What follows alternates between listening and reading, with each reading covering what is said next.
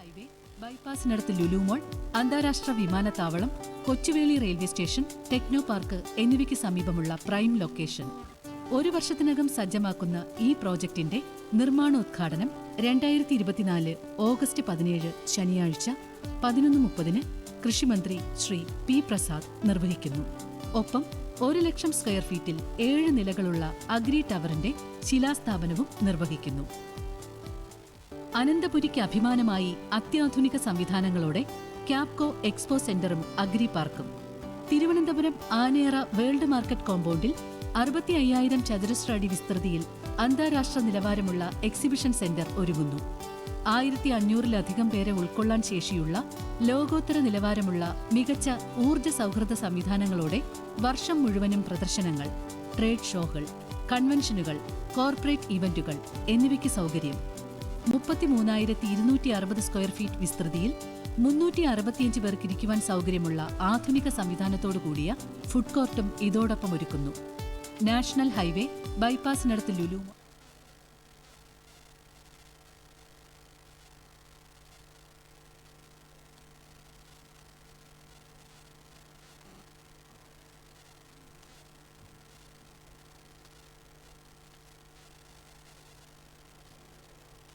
യോഗ നടപടികൾ ഉടൻ തന്നെ ആരംഭിക്കുന്നതാണ്. അതിനാൽ ഹാളിന് പുറത്ത് നിൽക്കുന്ന എല്ലാവരും അകത്തേക്ക് കടന്ന് സീറ്റുകളിൽ ഇരിക്കുവാൻ അപേക്ഷിക്കുന്നു.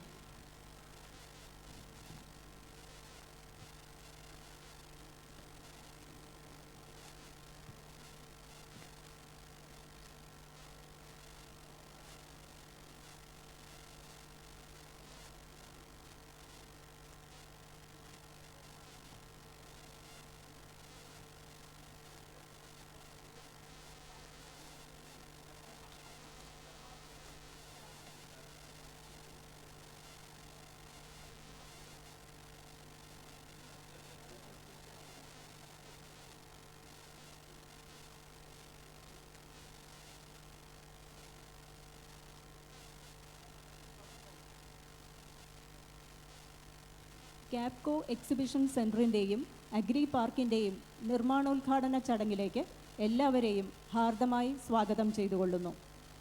വയനാട് ദുരന്തത്തിൽ ജീവൻ നഷ്ടപ്പെട്ട നമ്മുടെ സഹോദരീ സഹോദരന്മാരുടെ സ്മരണയ്ക്ക് മുന്നിൽ 1 മിനിറ്റ് നമുക്ക് മൗനമായി പ്രണാമമർപ്പിക്കാം.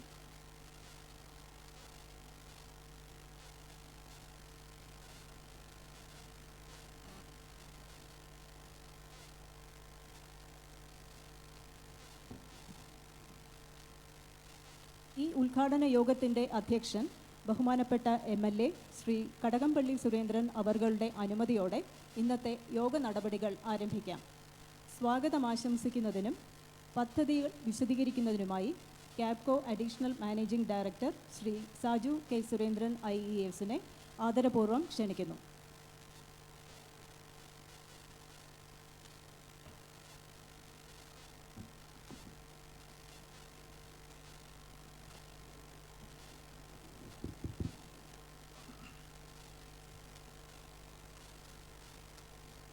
ഈ യോഗത്തിൻ്റെ അധ്യക്ഷൻ ബഹുമാനപ്പെട്ട കഴക്കൂട്ടം MLA ശ്രീ കടകംപള്ളി സുരേന്ദ്രൻ അവർകൾ ഇന്നിവിടെ ശിലാസ്ഥാപനം നിർവഹിച്ച് നിർമ്മാണ പ്രവർത്തനങ്ങളുടെ ഉദ്ഘാടനം നിർവഹിക്കുവാൻ എത്തിച്ചേർന്നിരിക്കുന്ന ആദരണീയനായ കൃഷി വകുപ്പ് മന്ത്രി ശ്രീ പി പ്രസാദ് അവർകൾ, വേദിയിലുള്ള മറ്റ് വിശിഷ്ട വ്യക്തികളെ, ഈ ചടങ്ങിന് പങ്കെടുക്കുവാൻ എത്തിച്ചേർന്നിരിക്കുന്ന കർഷക സുഹൃത്തുക്കളെ, സഹപ്രവർത്തകരെ, സഹോദരീ സഹോദരന്മാരെ, നിങ്ങൾക്കെല്ലാവർക്കും എൻ്റെ നമസ്കാരം. ഇന്ന് ചിങ്ങം 1. ആദ്യമായി നിങ്ങൾ എല്ലാവർക്കും സമൃദ്ധിയുടെയും ഐശ്വര്യത്തിൻ്റെയും പുതുവത്സരാശംസകൾ നേരുന്നു. കേരളത്തിൻ്റെ കാർഷിക രംഗത്ത് വഴിത്തിരിവാകാൻ പോകുന്ന ഒരു മഹാസംരംഭത്തിന് ഇന്നിവിടെ തുടക്കം കുറിക്കുകയാണ്. കാർഷിക ഉൽപ്പന്നങ്ങളുടെ മൂല്യവർദ്ധനവും വിപണനവും മെച്ചപ്പെടുത്തുക എന്ന ഉദ്ദേശത്തോടെ സംസ്ഥാന സർക്കാർ രൂപീകരിച്ച കേരള അഗ്രോ ബിസിനസ് കമ്പനി ക്യാപ്കോയുടെ നേതൃത്വത്തിൽ നിർമ്മിക്കുന്ന എക്സ്പോ സെൻറ്ററിൻ്റെയും അഗ്രി പാർക്കിൻ്റെയും ശിലാസ്ഥാപന ചടങ്ങിനാണ് നാം ഇന്നിവിടെ സാക്ഷ്യം വഹിക്കാൻ പോകുന്നത്. കേരള അഗ്രോ ബിസിനസ് കമ്പനിയുടെ നേതൃത്വത്തിൽ 8 കോടി രൂപ ചിലവഴിച്ച് നിർമ്മിക്കുന്ന അത്യാധുനിക സൗകര്യങ്ങളടങ്ങിയ എക്സിബിഷൻ സെൻറ്ററും 50 കോടി രൂപയോളം മതിപ്പ് പ്രതീക്ഷിക്കുന്ന പൊതു ആസ്ഥാന മന്ദിരം ഉൾപ്പെടെയുള്ള അഗ്രി പാർക്കും ഇവിടെ നിർമ്മാണത്തിനായി ഒരുങ്ങുകയാണ്. എക്സിബിഷൻ സെന്ററിനെ സംബന്ധിച്ച് പറയുമ്പോൾ കർഷകർക്കും കാർഷിക ബിസിനസ്സുമായി ബന്ധപ്പെട്ടവർക്കും ഏറെ പ്രയോജനകരമായ ഈ ആധുനിക വേദി എക്സിബിഷനുകൾ, പ്രമോഷണൽ ഇവൻറ്റ്സ്, കാർഷിക പ്രദർശനങ്ങൾ, മേളകൾ, B2B മീറ്റിംഗ്, കോൺഫറൻസുകൾ തുടങ്ങിയവയ്ക്കുള്ള ഏറ്റവും അനുയോജ്യമായ ഇടം എന്ന രീതിയിലാണ് വിഭാവനം ചെയ്തിരിക്കുന്നത്. കാർഷിക സാങ്കേതിക വിദ്യകൾ, വിളപരിപാലനം, സുസ്ഥിര രീതികൾ എന്നിവയിലെ ഏറ്റവും പുതിയ മുന്നേറ്റങ്ങളിൽ ശ്രദ്ധ കേന്ദ്രീകരിക്കുന്ന പ്രദർശനങ്ങൾ, ശില്പശാലകൾ, കോൺഫറൻസുകൾ എന്നിവ സംഘടിപ്പിക്കുന്നതിനും ഇവിടം ഏറ്റവും അനുയോജ്യമാണ്. വിജ്ഞാന കൈമാറ്റം സുഗമമാക്കുന്നതിലൂടെയും അത്യാധുനിക സാങ്കേതിക വിദ്യകൾ പ്രദർശിപ്പിക്കുന്നതിലൂടെയും ഇന്നത്തെ മത്സരാധിഷ്ഠിത സാഹചര്യങ്ങളിൽ മുന്നേറുന്നതിന് ആവശ്യമായ തയ്യാറെടുപ്പിലൂടെ കർഷകരെയും കാർഷിക ബിസിനസ്സുകളെയും ശാക്തീകരിക്കാനാണ് എക്സ്പോ സെൻറ്റർ രൂപകൽപ്പന ചെയ്തിരിക്കുന്നത്. ഇതിനു പുറമെ ഒരു സാംസ്കാരിക സാമൂഹിക കേന്ദ്രമായും ഇത് പ്രവർത്തിക്കും. കേരളത്തിൻ്റെ സമ്പന്നമായ സാംസ്കാരിക പൈതൃകത്തെ പ്രോത്സാഹിപ്പിച്ച് രാജ്യത്തുടനീളമുള്ള സന്ദർശകരെ ആകർഷിക്കുന്നതിനും പ്രാദേശിക ബിസിനസ്സുകൾക്ക് കൂടുതൽ സാമ്പത്തിക അവസരങ്ങൾ സൃഷ്ടിക്കുന്നതിനും ഈ എക്സ്പോ സെൻറ്റർ വഴിയൊരുക്കും. എക്സിബിഷൻ ഹാളുകൾ, കോൺഫറൻസ് മുറികൾ, food court, wifi connectivity, audio visual ഉപകരണങ്ങൾ, ഭിന്നശേഷി സൗഹൃദമായ രൂപകൽപ്പന എന്നിവ ഇവിടെ ഏർപ്പെടുത്തുന്നതാണ്. അഗ്രി ടവറിനെ കുറിച്ച് പറയുമ്പോൾ തിരുവനന്തപുരത്ത് സ്വന്തമായി ഓഫീസ് ഇല്ലാത്ത കൃഷി വകുപ്പിന് കീഴിലുള്ള ഏജൻസികൾക്ക് പൊതു ആസ്ഥാന മന്ദിരവും ഒപ്പം കാർഷിക ഭക്ഷ്യമേഖലകളിലെ ബിസിനസ്സുകൾക്കും സ്റ്റാർട്ടപ്പുകൾക്കും ഉപയോഗിക്കുവാൻ ഉതകുന്നതുമായ അഗ്രി ടവറിൻ്റെ നിർമ്മാണ ഉദ്ഘാടനവും ഇന്നിവിടെ നിർവഹിക്കപ്പെടുകയാണ്. 50 കോടി രൂപയോളം മതിപ്പ് പ്രതീക്ഷിക്കുന്ന 1 ലക്ഷം ചതുരശ്ര അടി വിസ്തീർണമുള്ള ഈ ടവർ ഒരു പൊതു ആസ്ഥാന മന്ദിരമായി പ്രവർത്തിക്കുന്നതിനോടൊപ്പം കാർഷിക ഭക്ഷ്യമേഖലകളിലെ ബിസിനസ്സുകൾക്കും സ്റ്റാർട്ടപ്പുകൾക്കും കൂടി പ്രയോജനകരം ആയിരിക്കും. പരിസ്ഥിതി ആഘാതം കുറയ്ക്കുന്നതിന് ഹരിത സാങ്കേതിക വിദ്യ പ്രയോജനപ്പെടുത്തിയാണ് ഈ നിർമ്മാണ പ്രവർത്തനങ്ങൾ നടത്തുന്നത്. ഊർജ ഉപഭോഗം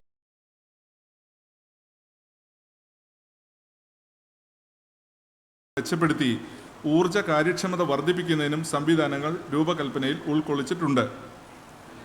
കാർഷിക മേഖലയുടെ വികസനത്തിന് ഗതിവേഗം കൂട്ടുവാൻ ഇന്നിവിടെ ശിലാസ്ഥാപനം നിർവഹിക്കപ്പെടുന്ന ഈ 2 സ്ഥാപനങ്ങളും വഴി തെളിക്കുമെന്നും അതിനാൽ തന്നെ ഈ എക്സ്പോ സെൻറ്ററിൻ്റെയും അഗ്രി പാർക്കിൻ്റെയും നിർമ്മാണം അങ്ങേയറ്റം മികച്ച രീതിയിൽ സമയബന്ധിതമായി പൂർത്തിയാക്കുവാൻ ക്യാപ്കോ പ്രതിജ്ഞാബദ്ധമായിരിക്കുമെന്നും ആദ്യമേ പറഞ്ഞുകൊണ്ട് എൻ്റെ കർത്തവ്യമായ സ്വാഗത പ്രസംഗത്തിലേക്ക് കടക്കട്ടെ.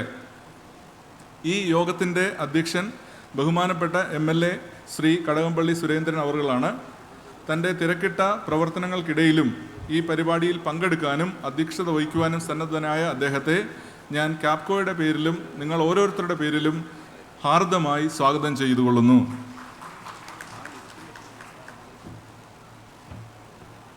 ഈ ചടങ്ങിൻ്റെ ഉദ്ഘാടകൻ ആദരണീയനായ കൃഷി വകുപ്പ് മന്ത്രി ശ്രീ P. പ്രസാദ് അവറുകളാണ്.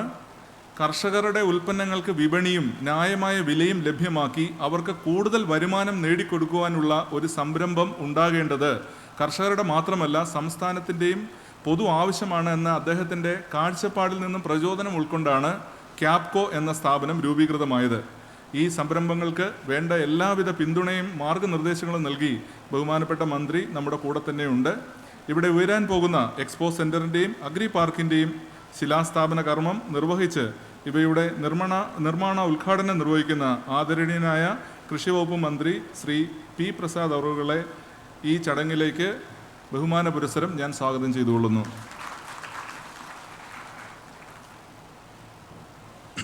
ഈ സ്ഥലം ഉൾപ്പെടുന്ന വാർഡിൻ്റെ കൗൺസിലർ ബഹുമാനപ്പെട്ട ശ്രീ DG കുമാരൻ അവറുകൾ ഇവിടെ എത്തിയിട്ടുണ്ട്.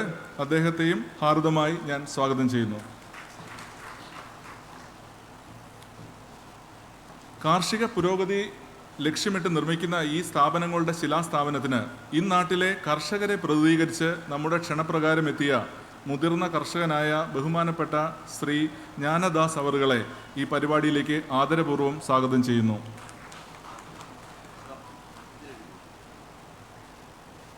ചടങ്ങിൽ പങ്കെടുക്കുന്ന ബഹുമാനപ്പെട്ട കൃഷി വകുപ്പ് special secretary Shri N. Prashanth IAS-നെയും ബഹുമാനപ്പെട്ട കൃഷി വകുപ്പ് ഡയറക്ടർ ഡോക്ടർ അദീല അബ്ദുള്ള IAS-നെയും WTO സ്പെഷ്യൽ ഓഫീസർ ആരതിയെയും സ്നേഹപൂർവ്വം സ്വാഗതം ചെയ്യുകയാണ്. കൃഷി വകുപ്പിലെ വിവിധ ഏജൻസികളിൽ നിന്നും എത്തിയിട്ടുള്ള ചെയർപേഴ്സൺസ്, മാനേജിംഗ് ഡയറക്ടേഴ്സ് എന്നിവരെ സ്നേഹപൂർവ്വം സ്വാഗതം ചെയ്തുകൊള്ളുന്നു.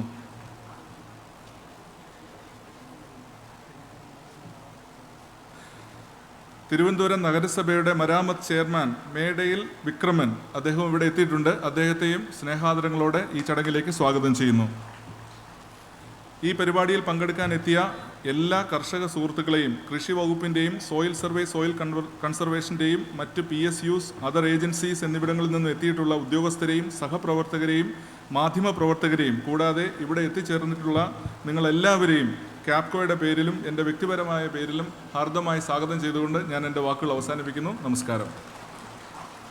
യോഗാധ്യക്ഷനും ബഹുമാനപ്പെട്ട MLAയുമായ ശ്രീ കടകംപള്ളി സുരേന്ദ്രൻ അവർകളെ അധ്യക്ഷ പ്രസംഗത്തിനായി ആദരപൂർവ്വം ക്ഷണിക്കുന്നു. തലസ്ഥാന നഗരിയിൽ കൃഷിവകുപ്പിൻ്റെ ആഭിമുഖ്യത്തിൽ കാർഷിക മേഖലയുടെ സമ്പൂർണ്ണമായിട്ടുള്ള വളർച്ച ലക്ഷ്യം വെച്ചുകൊണ്ട് നിർമ്മാണ ഉദ്ഘാടനം നടക്കുന്ന Capco expo centre and agri പാർക്കിൻ്റെ ശിലാസ്ഥാപന കർമ്മം നിർവഹിക്കുന്ന കേരളത്തിൻ്റെ ആദരണീയനും പ്രിയങ്കരനുമായിട്ടുള്ള നവകാഴ്ചപ്പാടോടുകൂടി കാർഷിക മേഖലയെ വളർച്ചയുടെ പടവുകൾ താണ്ടി മുന്നോട്ട് പോകുന്നതിന് കഴിഞ്ഞ കുറച്ചൊരു കാലം കൊണ്ട് തന്നെ സജീവ നേതൃത്വം നൽകുന്ന പ്രിയപ്പെട്ട ശ്രീ P. പ്രസാദ്, നമ്മുടെ കൃഷിമന്ത്രി, നഗരസഭയെ പ്രതിനിധീകരിച്ച് ഇവിടെ എത്തിച്ചേർന്നിട്ടുള്ള സ്റ്റാൻഡിംഗ് കമ്മിറ്റിയുടെ ചെയർമാൻ ശ്രീ മേടയിൽ വിക്രമൻ, പ്രിയപ്പെട്ട ward councillor Shri DG Kumaran,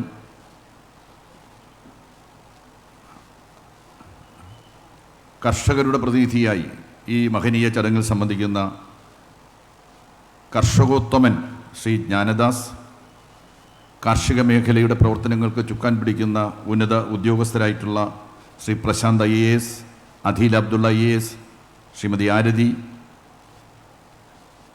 ഈ സംവിധാനം രൂപപ്പെടുത്തുന്നതിന് നേതൃത്വം കൊടുക്കുന്ന ആർക്കിടെക്റ്റായിട്ടുള്ള ഡോക്ടർ സുജിത് കുമാർ, കൃഷിവകുപ്പിലെ ഉന്നത ഉദ്യോഗസ്ഥരെ, പങ്കെടുത്തിരിക്കുന്ന മറ്റ് കൗൺസിലർമാരെ, കാർഷിക മേഖലയിൽ പ്രവർത്തിക്കുന്ന സംഘടനകളുടെ പ്രതിനിധികളായി ഇവിടെ പങ്കെടുക്കുന്ന നേതാക്കന്മാരെ, കർഷക സുഹൃത്തുക്കളെ, എല്ലാവർക്കും എൻ്റെ വിനീതമായിട്ടുള്ള നമസ്കാരം.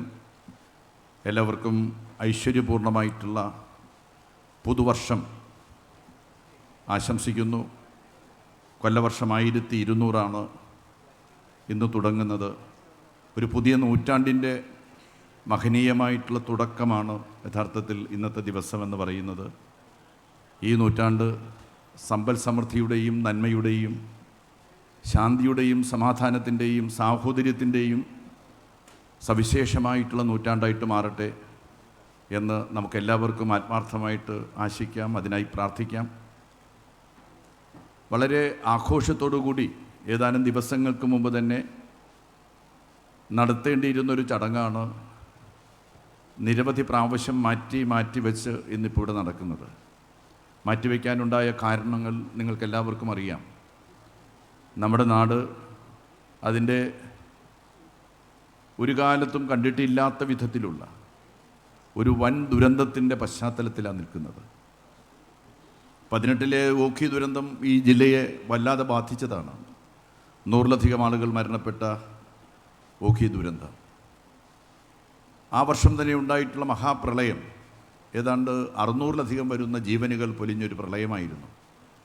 പക്ഷെ അത് കാസർഗോഡ് മുതൽ കന്യാകുമാരി വരെയുള്ള നമ്മുടെ വിവിധ പ്രദേശങ്ങളിലെ ജനങ്ങളായിരുന്നു. ഇവിടെ വയനാട്ടിൽ കഴിഞ്ഞ വാരത്തിലുണ്ടായ മഹാദുരന്തം ഒരു ഗ്രാമപഞ്ചായത്തിൻ്റെ 1-2 വാർഡുകളടങ്ങുന്നതായിട്ടുള്ളൊരു പ്രദേശത്തെ ജനങ്ങളെയാകെ പ്രകൃതി അങ്ങ് എടുത്തുകൊണ്ടുപോയൊരു ദുരന്തമായിരുന്നു. രാത്രി ഉണരാൻ സാധിക്കാത്ത മട്ടിൽ ഒരു വലിയ സർവനാശമാണ് യഥാർത്ഥത്തിൽ വയനാടിലെ ദുരന്തം നമുക്ക് സമ്മാനിച്ചത്. എത്ര പേര് മരിച്ചു എന്ന് കൃത്യമായിട്ടുള്ളൊരു കണക്ക് ആർക്കെങ്കിലും ഉണ്ടോ എന്ന് എനിക്കറിയില്ല.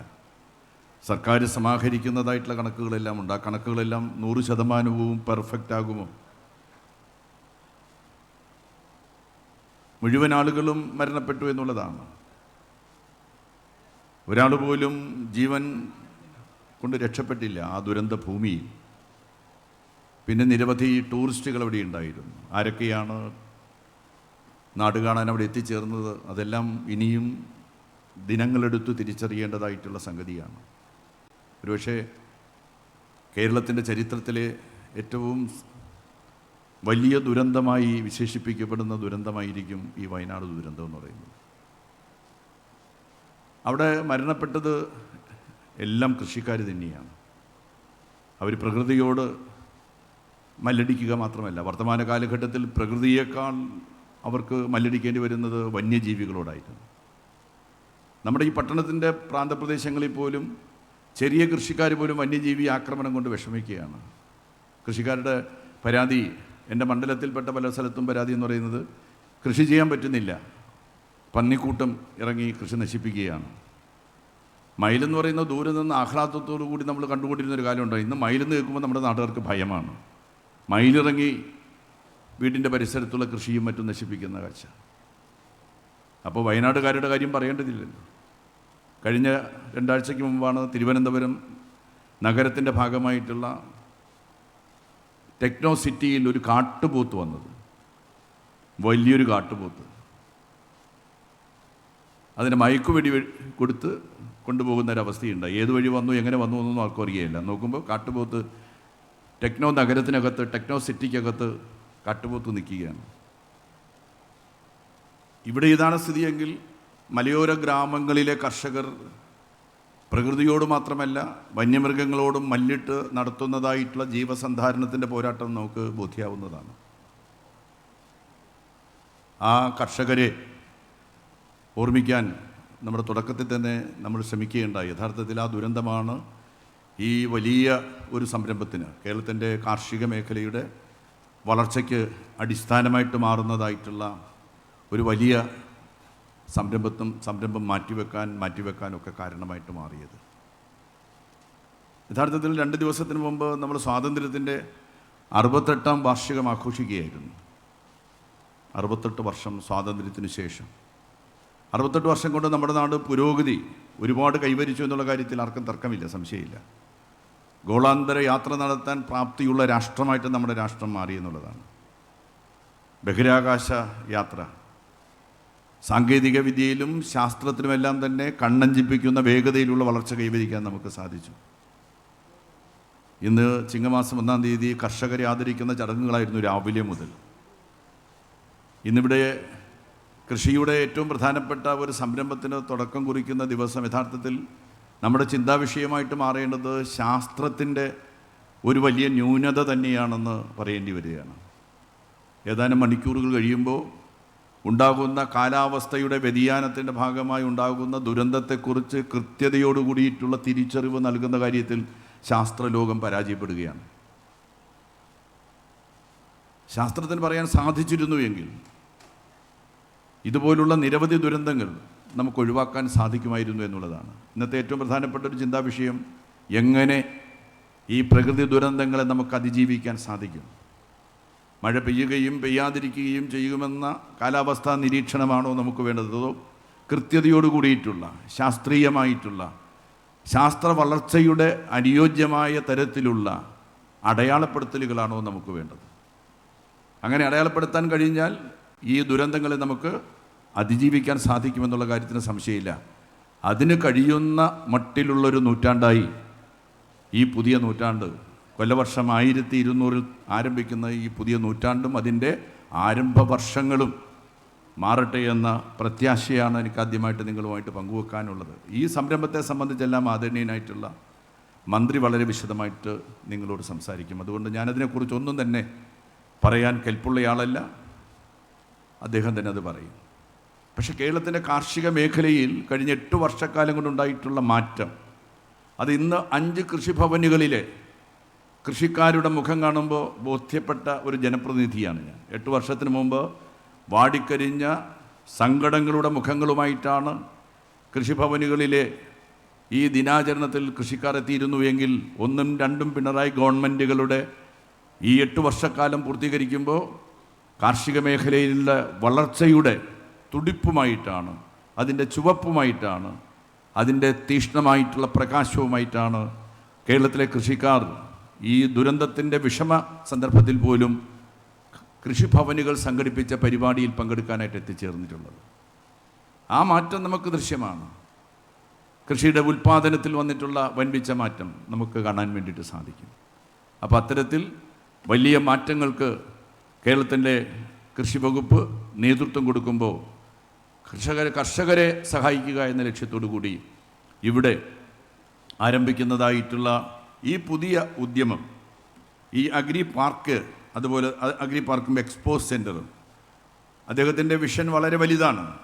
365 ദിവസവും ഒരു വർഷവും ഇടതടവില്ലാതെ കർഷകരുടെ ഉൽപ്പന്നങ്ങൾ പ്രദർശനവും വിപണനവും നടക്കുന്ന, ഒരുപക്ഷെ വേൾഡ് മാർക്കറ്റ് എന്ന കോൺസെപ്റ്റ്, ആ സങ്കല്പനം ഇവിടെ സാധ്യതപ്രായമാക്കുന്ന സന്ദർഭത്തിൽ അന്നത്തെ ഭരണാധികാരികൾ സ്വീകരിച്ചതായിട്ടുള്ള, അന്നത്തെ അവർ കണ്ടതായിട്ടുള്ള സ്വപ്നത്തെ നിരവധി പതിറ്റാണ്ടുകൾക്ക് ശേഷം യാഥാർത്ഥ്യമാക്കാനുള്ള ത്വരയോടുകൂടി, താല്പര്യത്തോടുകൂടി, വിപ്ലവകരമായിട്ടുള്ള ചിന്താധാരയോടുകൂടി അദ്ദേഹം ഈ പ്രവർത്തന പദ്ധതിക്ക് രൂപം കൊടുത്തിട്ടുണ്ട്. അദ്ദേഹം പറഞ്ഞു കേട്ടപ്പോൾ എനിക്ക് മനസ്സിലായത് അതാണ്. ഈ പ്രദേശം തൊട്ടപ്പുറത്ത് ലുലു മാളാണ്. ഈ പ്രദേശം വലിയ ഒരു കേന്ദ്രമായിട്ട്, ജനങ്ങളുടെ വന്നുചേരലിൻ്റെയും ഒക്കെ ഒരു കേന്ദ്രമായിട്ട് മാറുകയാണ്. ഇത് പ്രത്യേകമായിട്ടുള്ള കേന്ദ്രമാവുകയാണ്. കേരളത്തിലെമ്പാടുമുള്ള കൃഷിക്കാരൻ അവൻ്റെ നവീനങ്ങളായിട്ടുള്ള കാർഷിക ഉൽപ്പന്നങ്ങളുമായി ലോകത്തിന് മുന്നിൽ ആ കാർഷികോൽപ്പന്നങ്ങൾ പ്രദർശിപ്പിക്കുകയും അത് വിപണനം ചെയ്യുകയും ആ കാർഷിക സമ്പ്രദായത്തെ പഠിപ്പിക്കുകയും ഒക്കെ ചെയ്യുന്നതായിട്ടുള്ള വലിയ ഒരു പദ്ധതിയുടെ സ്വപ്ന സാക്ഷാത്കാരമാണ് ഇവിടെ നടക്കുന്നത്. ഇതിൻ്റെ ആർക്കിടെക്റ്റ് വളരെ ശ്രദ്ധേയനായിട്ടുള്ള ശ്രീ സുജിത്താണ്. ഇതിൻ്റെ നിർമ്മാണ ചുമതല ഏറ്റെടുത്തിരിക്കുന്നത് നമ്മുടെ രാജ്യത്തിൻ്റെ തന്നെ, കേരളത്തിൻ്റെ മാത്രമല്ല, ഇന്ത്യയുടെ മാത്രമല്ല, ഈ ഏഷ്യ വൻകരയുടെ അഭിമാനമായിട്ടുള്ള സഹകരണ സ്ഥാപനമായിട്ടുള്ള ഊരാളുങ്കൽ ലേബർ കോൺട്രാക്ട് കോപ്പറേറ്റീവ് സൊസൈറ്റിയാണ്. ഞാൻ കൃഷിമന്ത്രി ശ്രീ പ്രസാദിനെ പ്രത്യേകിച്ച് അഭിനന്ദിക്കുകയാണ്. കാരണം അത്തരമൊരു സ്ഥാപനത്തിന് ഈ ചുമതല നിർവഹിച്ച് സത്യസന്ധതയോടുകൂടി സുതാര്യമായി അതിൻ്റെ നിർമ്മാണ പ്രവർത്തനങ്ങൾ സമയബന്ധിതമായിട്ട് പൂർത്തീകരിക്കാൻ സാധിക്കുമെന്ന ആത്മവിശ്വാസം നമുക്ക് നൽകുന്നതാണ് തീരുമാനം.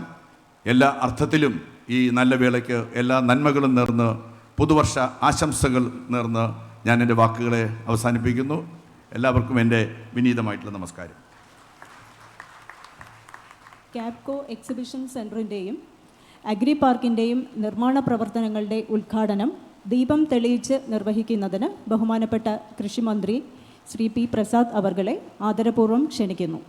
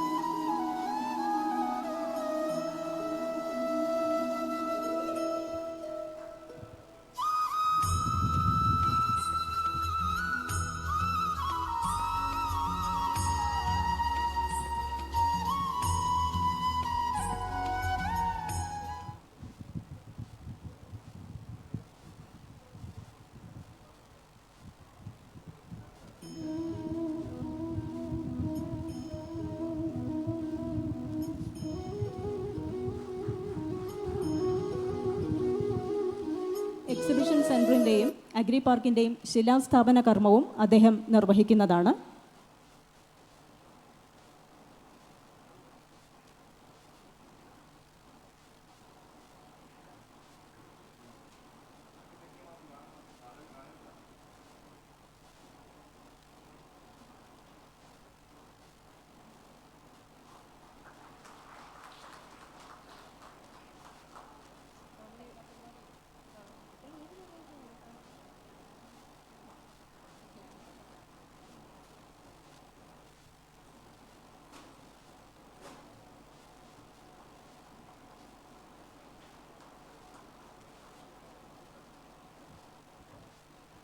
വൃക്ഷത്തൈ നനച്ച് ഈ ചടങ്ങിനെ ധന്യമാക്കുവാനും ബഹുമാനപ്പെട്ട മന്ത്രിയോട് അഭ്യർത്ഥിക്കുന്നു.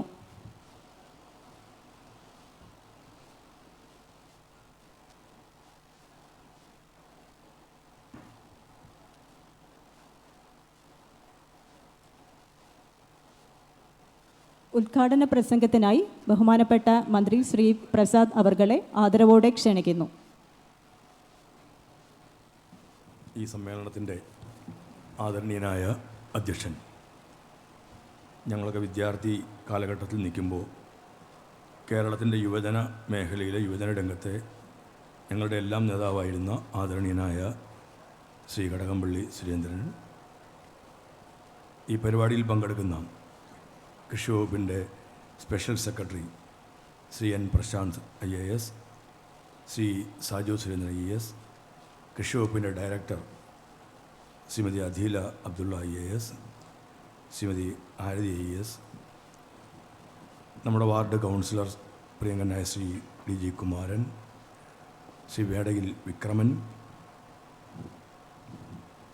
കാർഷിക സർവകലാശാലയുടെ മുൻ വൈസ് ചാൻസലറും കർഷക ക്ഷേമനിധി ബോർഡിൻ്റെ ചെയർമാനുമായ ശ്രീ ഡോക്ടർ രാജേന്ദ്രൻ, പ്രൈസസ് ബോർഡിൻ്റെ ചെയർമാൻ ഡോക്ടർ രാജശേഖരൻ, പ്രമുഖനായ കർഷകൻ ആദരണീയനായ ശ്രീ ജ്ഞാനദാസ്, ഓയിൽ പാം ഇന്ത്യയുടെ ചെയർമാൻ പ്രിയങ്കനായ Shri R Rajendran, Kerala agro industries കോർപ്പറേഷൻ്റെ ചെയർമാൻ പ്രിയങ്കനായ ശ്രീ കുഞ്ഞാലി, നമ്മളുടെ ഇതിൻ്റെ ആർക്കിടെക്റ്റ് നേരത്തെ ആദരണീയനായ ശ്രീ കടകംപള്ളിയുടെ പറഞ്ഞ ഡോക്ടർ സുജിത്ത്, ഈ വേദിയിലും സദസ്സിലുമെല്ലാമുള്ള ബഹുമാന്യരെ, പ്രിയപ്പെട്ടവരെ, മലയാളിയെ സംബന്ധിച്ചിടത്തോളം ഏറ്റവും പ്രധാനപ്പെട്ട ദിവസമാണ് ചിങ്ങം 1 എന്ന് പറയുന്നത്.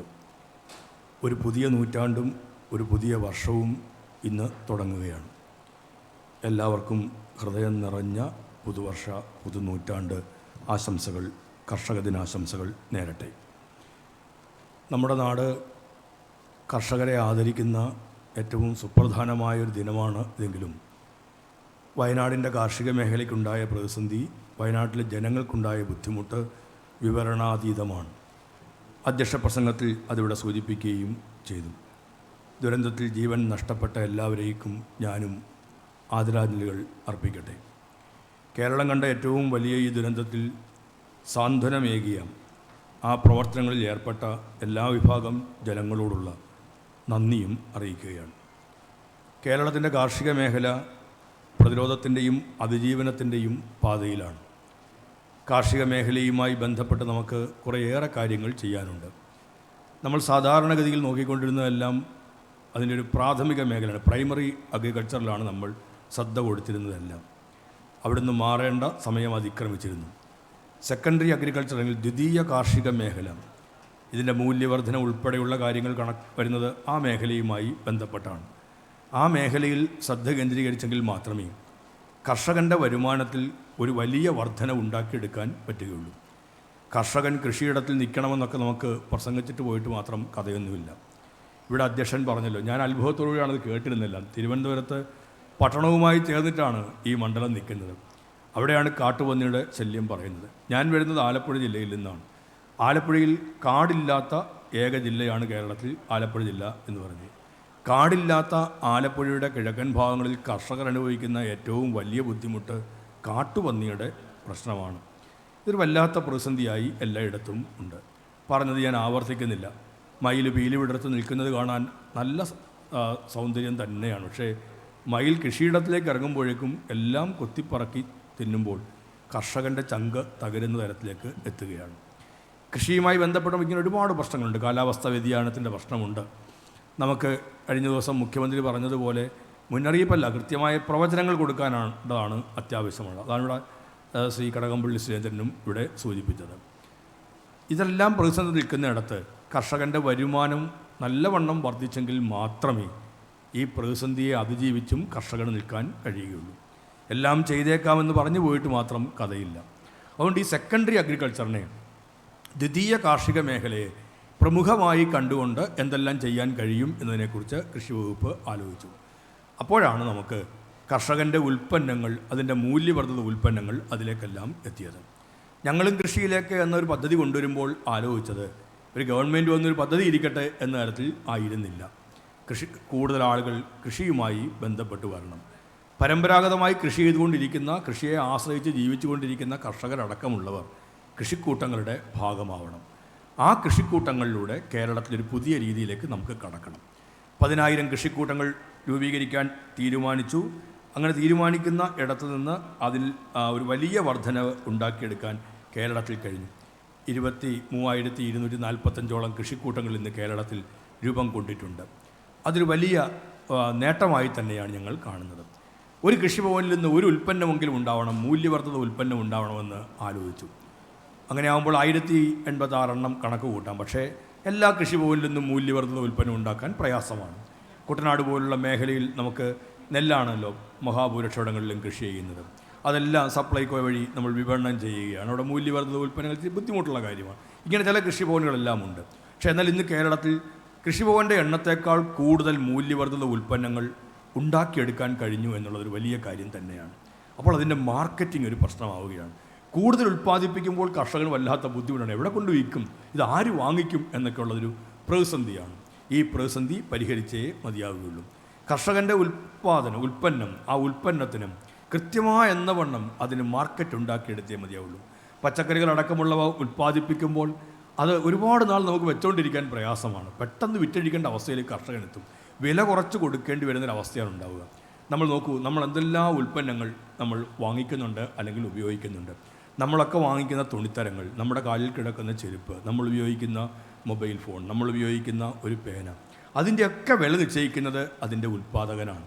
അവർ ആ ഉൽപ്പന്നം ഉണ്ടാക്കുന്നതിനാവശ്യമായ ചെലവും ലാഭവും എല്ലാം കൂടി കണക്കിലെടുത്ത്, അതിൻ്റെ പബ്ലിസിറ്റി ഉൾപ്പെടെ എല്ലാ കാര്യവും കണക്കിലെടുത്ത് വില നിശ്ചയിക്കുകയും ആ വില കൊടുത്ത് നമ്മൾ വാങ്ങുകയും ചെയ്യുന്നു. ഇങ്ങനൊരു തീരുമാനം എടുക്കാൻ അവകാശമില്ലാത്ത ഒരേ ഒരാൾ നമ്മുടെ നാട്ടിലുണ്ടെങ്കിൽ അത് ഈ കർഷകൻ മാത്രമാണ്. അവൻ്റെ ഉൽപ്പന്നത്തിനും അവന് വില നിശ്ചയിക്കാൻ അതിൻ്റെ അവകാശമില്ല എന്നുള്ള തരത്തിലാണ് ഇപ്പോൾ നിൽക്കുന്നത്. ഈ രീതികൾ മാറിയെങ്കിലേ മതിയാവുള്ളൂ. കർഷകൻ ഉൽപ്പാദിപ്പിക്കുന്ന ഉൽപ്പന്നത്തിന് അവൻ്റെ അധ്വാനത്തിൻ്റെയും അതിനുവേണ്ടി ചെലവഴിച്ച എല്ലാ സമയവും പണവും എല്ലാം കണക്ക് കൂട്ടി അവൻ്റെ ജീവിതം മുന്നോട്ട് കൊണ്ടുപോകാൻ പാകത്തിലുള്ള ലാഭം ലഭ്യമാകുന്ന തരത്തിലേക്ക് ഒരു വില നിശ്ചയിക്കുമ്പോൾ അതിന് വില പേശി എങ്ങനെ കുറയ്ക്കാമെന്നതിലേക്കാണ് പലരും നിൽക്കുന്നത്. കർഷകന് ന്യായമായ വില ലഭിക്കാവണമെന്നുണ്ടെങ്കിൽ മൂല്യവർദ്ധിത ഉൽപ്പന്നത്തിൻ്റെയും രംഗത്തേക്ക് മാറിയേ മതിയാവൂ എന്നുള്ളത് കൊണ്ടാണ് ഞങ്ങൾ മൂല്യവർദ്ധിത ഉൽപ്പന്നങ്ങളുടെ കാര്യം ആലോചിക്കുകയും അതിനൊരു പൊതു ബ്രാൻഡ് നെയിം കൊടുക്കുകയും ചെയ്തത്. കേരളാഗ്രോ എന്ന ബ്രാൻഡ് നെയിമിൽ ഇന്ന് 100 കണക്കിന് ഉൽപ്പന്നങ്ങൾ വിപണിയിലെത്തിക്കാൻ കഴിഞ്ഞിട്ടുണ്ട്. മനോഹരമായ പാക്കിംഗ് ഒരു പ്രധാനപ്പെട്ട ഘടകമാണ് എന്ന് കണ്ടതുകൊണ്ടാണ് ഇന്ത്യയിലെ മുൻനിര സ്ഥാപനമായ ഇന്ത്യൻ ഇൻസ്റ്റിറ്റ്യൂട്ട് ഓഫ് പാക്കേജിങ്ങുമായി ധാരണാപത്രം ഒപ്പുവെച്ചുകൊണ്ട് അത്തരത്തിലേക്ക് മുമ്പോട്ടേക്ക് നീങ്ങുകയും ഇന്ന് കേരളത്തിൽ ഏതാണ്ട് 800-ലധികം കർഷകർക്ക് അതിൻ്റെ ഭാഗമായിട്ട് ഞങ്ങൾ പരിശീലനം കൊടുക്കുകയും ചെയ്തത്. ഇവിടെ വീണ്ടും നമ്മുടെ മുമ്പിൽ വരുന്നു, കർഷകൻ്റെ ഉൽപ്പന്നങ്ങൾ വിപണനം ചെയ്യാൻ എവിടെയാണ് ഒരു സംവിധാനം ഉള്ളത്? ആധുനിക കാലത്തിനനുസരിച്ചുള്ള സംവിധാനം വേണ്ടതല്ലേ? മാർക്കറ്റിംഗ്, പുതിയ പുതിയ രീതികൾ, അതെല്ലാം കർഷകരിലേക്ക് എത്തിക്കേണ്ടതല്ലേ? സർക്കാരിൻ്റെ സംവിധാനത്തിനകത്ത് നിന്നുകൊണ്ട് മാത്രമല്ല, പുറത്തെ നിന്നുകൊണ്ട് ഒരുപാട് വിപുലമായ തരത്തിലേക്ക് അതിനെ എത്തിക്കേണ്ടതുണ്ട്. അങ്ങനെ പരിപാടിയിൽ പ്ലാൻ ചെയ്യേണ്ടതുണ്ട് എന്നതിൻ്റെ അടിസ്ഥാനത്തിലാണ് കേരള അഗ്രോ ബിസിനസ് കമ്പനിയെക്കുറിച്ച് ആലോചിച്ച് തുടങ്ങിയത്. അതിൻ്റെ ഭാഗമായിട്ടാണ് കേരള അഗ്രോ ബിസിനസ് കമ്പനി ആലോചിക്കണമെന്ന് തീരുമാനിച്ചു. 22-23 ബജറ്റിനകത്ത്, കേരളത്തിലെ ഗവൺമെൻറ്റിൻ്റെ ബജറ്റിനകത്ത് ധനകാര്യ വകുപ്പ് മന്ത്രി ശ്രീ KN ബാലഗോപാൽ അതിൻ്റെ പ്രഖ്യാപനം പറഞ്ഞു. ഈ ബജറ്റ് ഉണ്ടാകും എന്ന് പ്രഖ്യാപിച്ചു. എങ്ങനെയായിരിക്കണം കാപ്കോ എന്ന് ആലോചിച്ചു. കേരള അഗ്രോ ബിസിനസ് കമ്പനി നമ്മൾ പരിചയിച്ച ഒരു പൊതുമേഖലാ സ്ഥാപനം പോലെ മാത്രമാവാൻ പാടില്ല എന്നും പൂർണ്ണമായ അർത്ഥത്തിൽ പ്രൊഫഷണലൈസ് ചെയ്യപ്പെടുന്ന ഒരു സ്ഥാപനമായി തീരണമെന്നും ഒരു വാശി ഇക്കാര്യത്തിൽ ഉണ്ടായിരുന്നു. എങ്ങനെ ഇതെല്ലാം സാധ്യതമാവാൻ പറ്റും? അവിടെയാണ് നമുക്ക് സിയാൽ മോഡലിലാവണം എന്നാലോചിച്ചു. കൊച്ചി അന്താരാഷ്ട്ര വിമാനത്താവളത്തിൻ്റെ മാതൃക എല്ലായിടങ്ങളിലേക്കും പടർന്നു കയറിയ ഒരു കാര്യം തന്നെയാണ്. അതുകൊണ്ട് സിയാൽ മാതൃകയിൽ കൊച്ചിയിലെ വിമാനത്താവളത്തിൻ്റെ നിർമ്മാണം, അതിൻ്റെ പ്രവർത്തനം, അതാണല്ലോ നമ്മൾ പറയുന്ന സിയാൽ മോഡൽ എന്നുള്ളത്. ആ സിയാൽ മോഡലിലായിരിക്കണം ഈ കമ്പനി എന്ന് ആലോചിക്കുകയുണ്ടായി. അതിനുവേണ്ടി അന്ന് 20 കോടി രൂപ വകയിരുത്തുകയും ചെയ്തു. കൃത്യമായി 1 വർഷം കഴിയുമ്പോൾ ആ കാപ്കോയുടെ പ്രവർത്തനത്തിനാവശ്യമായ ഏറ്റവും പ്രധാനപ്പെട്ട ഒരു കേന്ദ്രം, ഒരു എക്സിബിഷൻ സെൻറ്ററും അഗ്രി പാർക്കും എല്ലാം കൂടി അടങ്ങുന്ന ഒരു വലിയ സംവിധാനത്തെ അതിൻ്റെ തറക്കല്ലിട്ട് അതിൻ്റെ പ്രവർത്തനം തുടങ്ങാൻ കഴിയുന്നു എന്ന് പറയുന്നത് അങ്ങേയറ്റം സന്തോഷകരമായ ഒരു കാര്യം തന്നെയാണ്.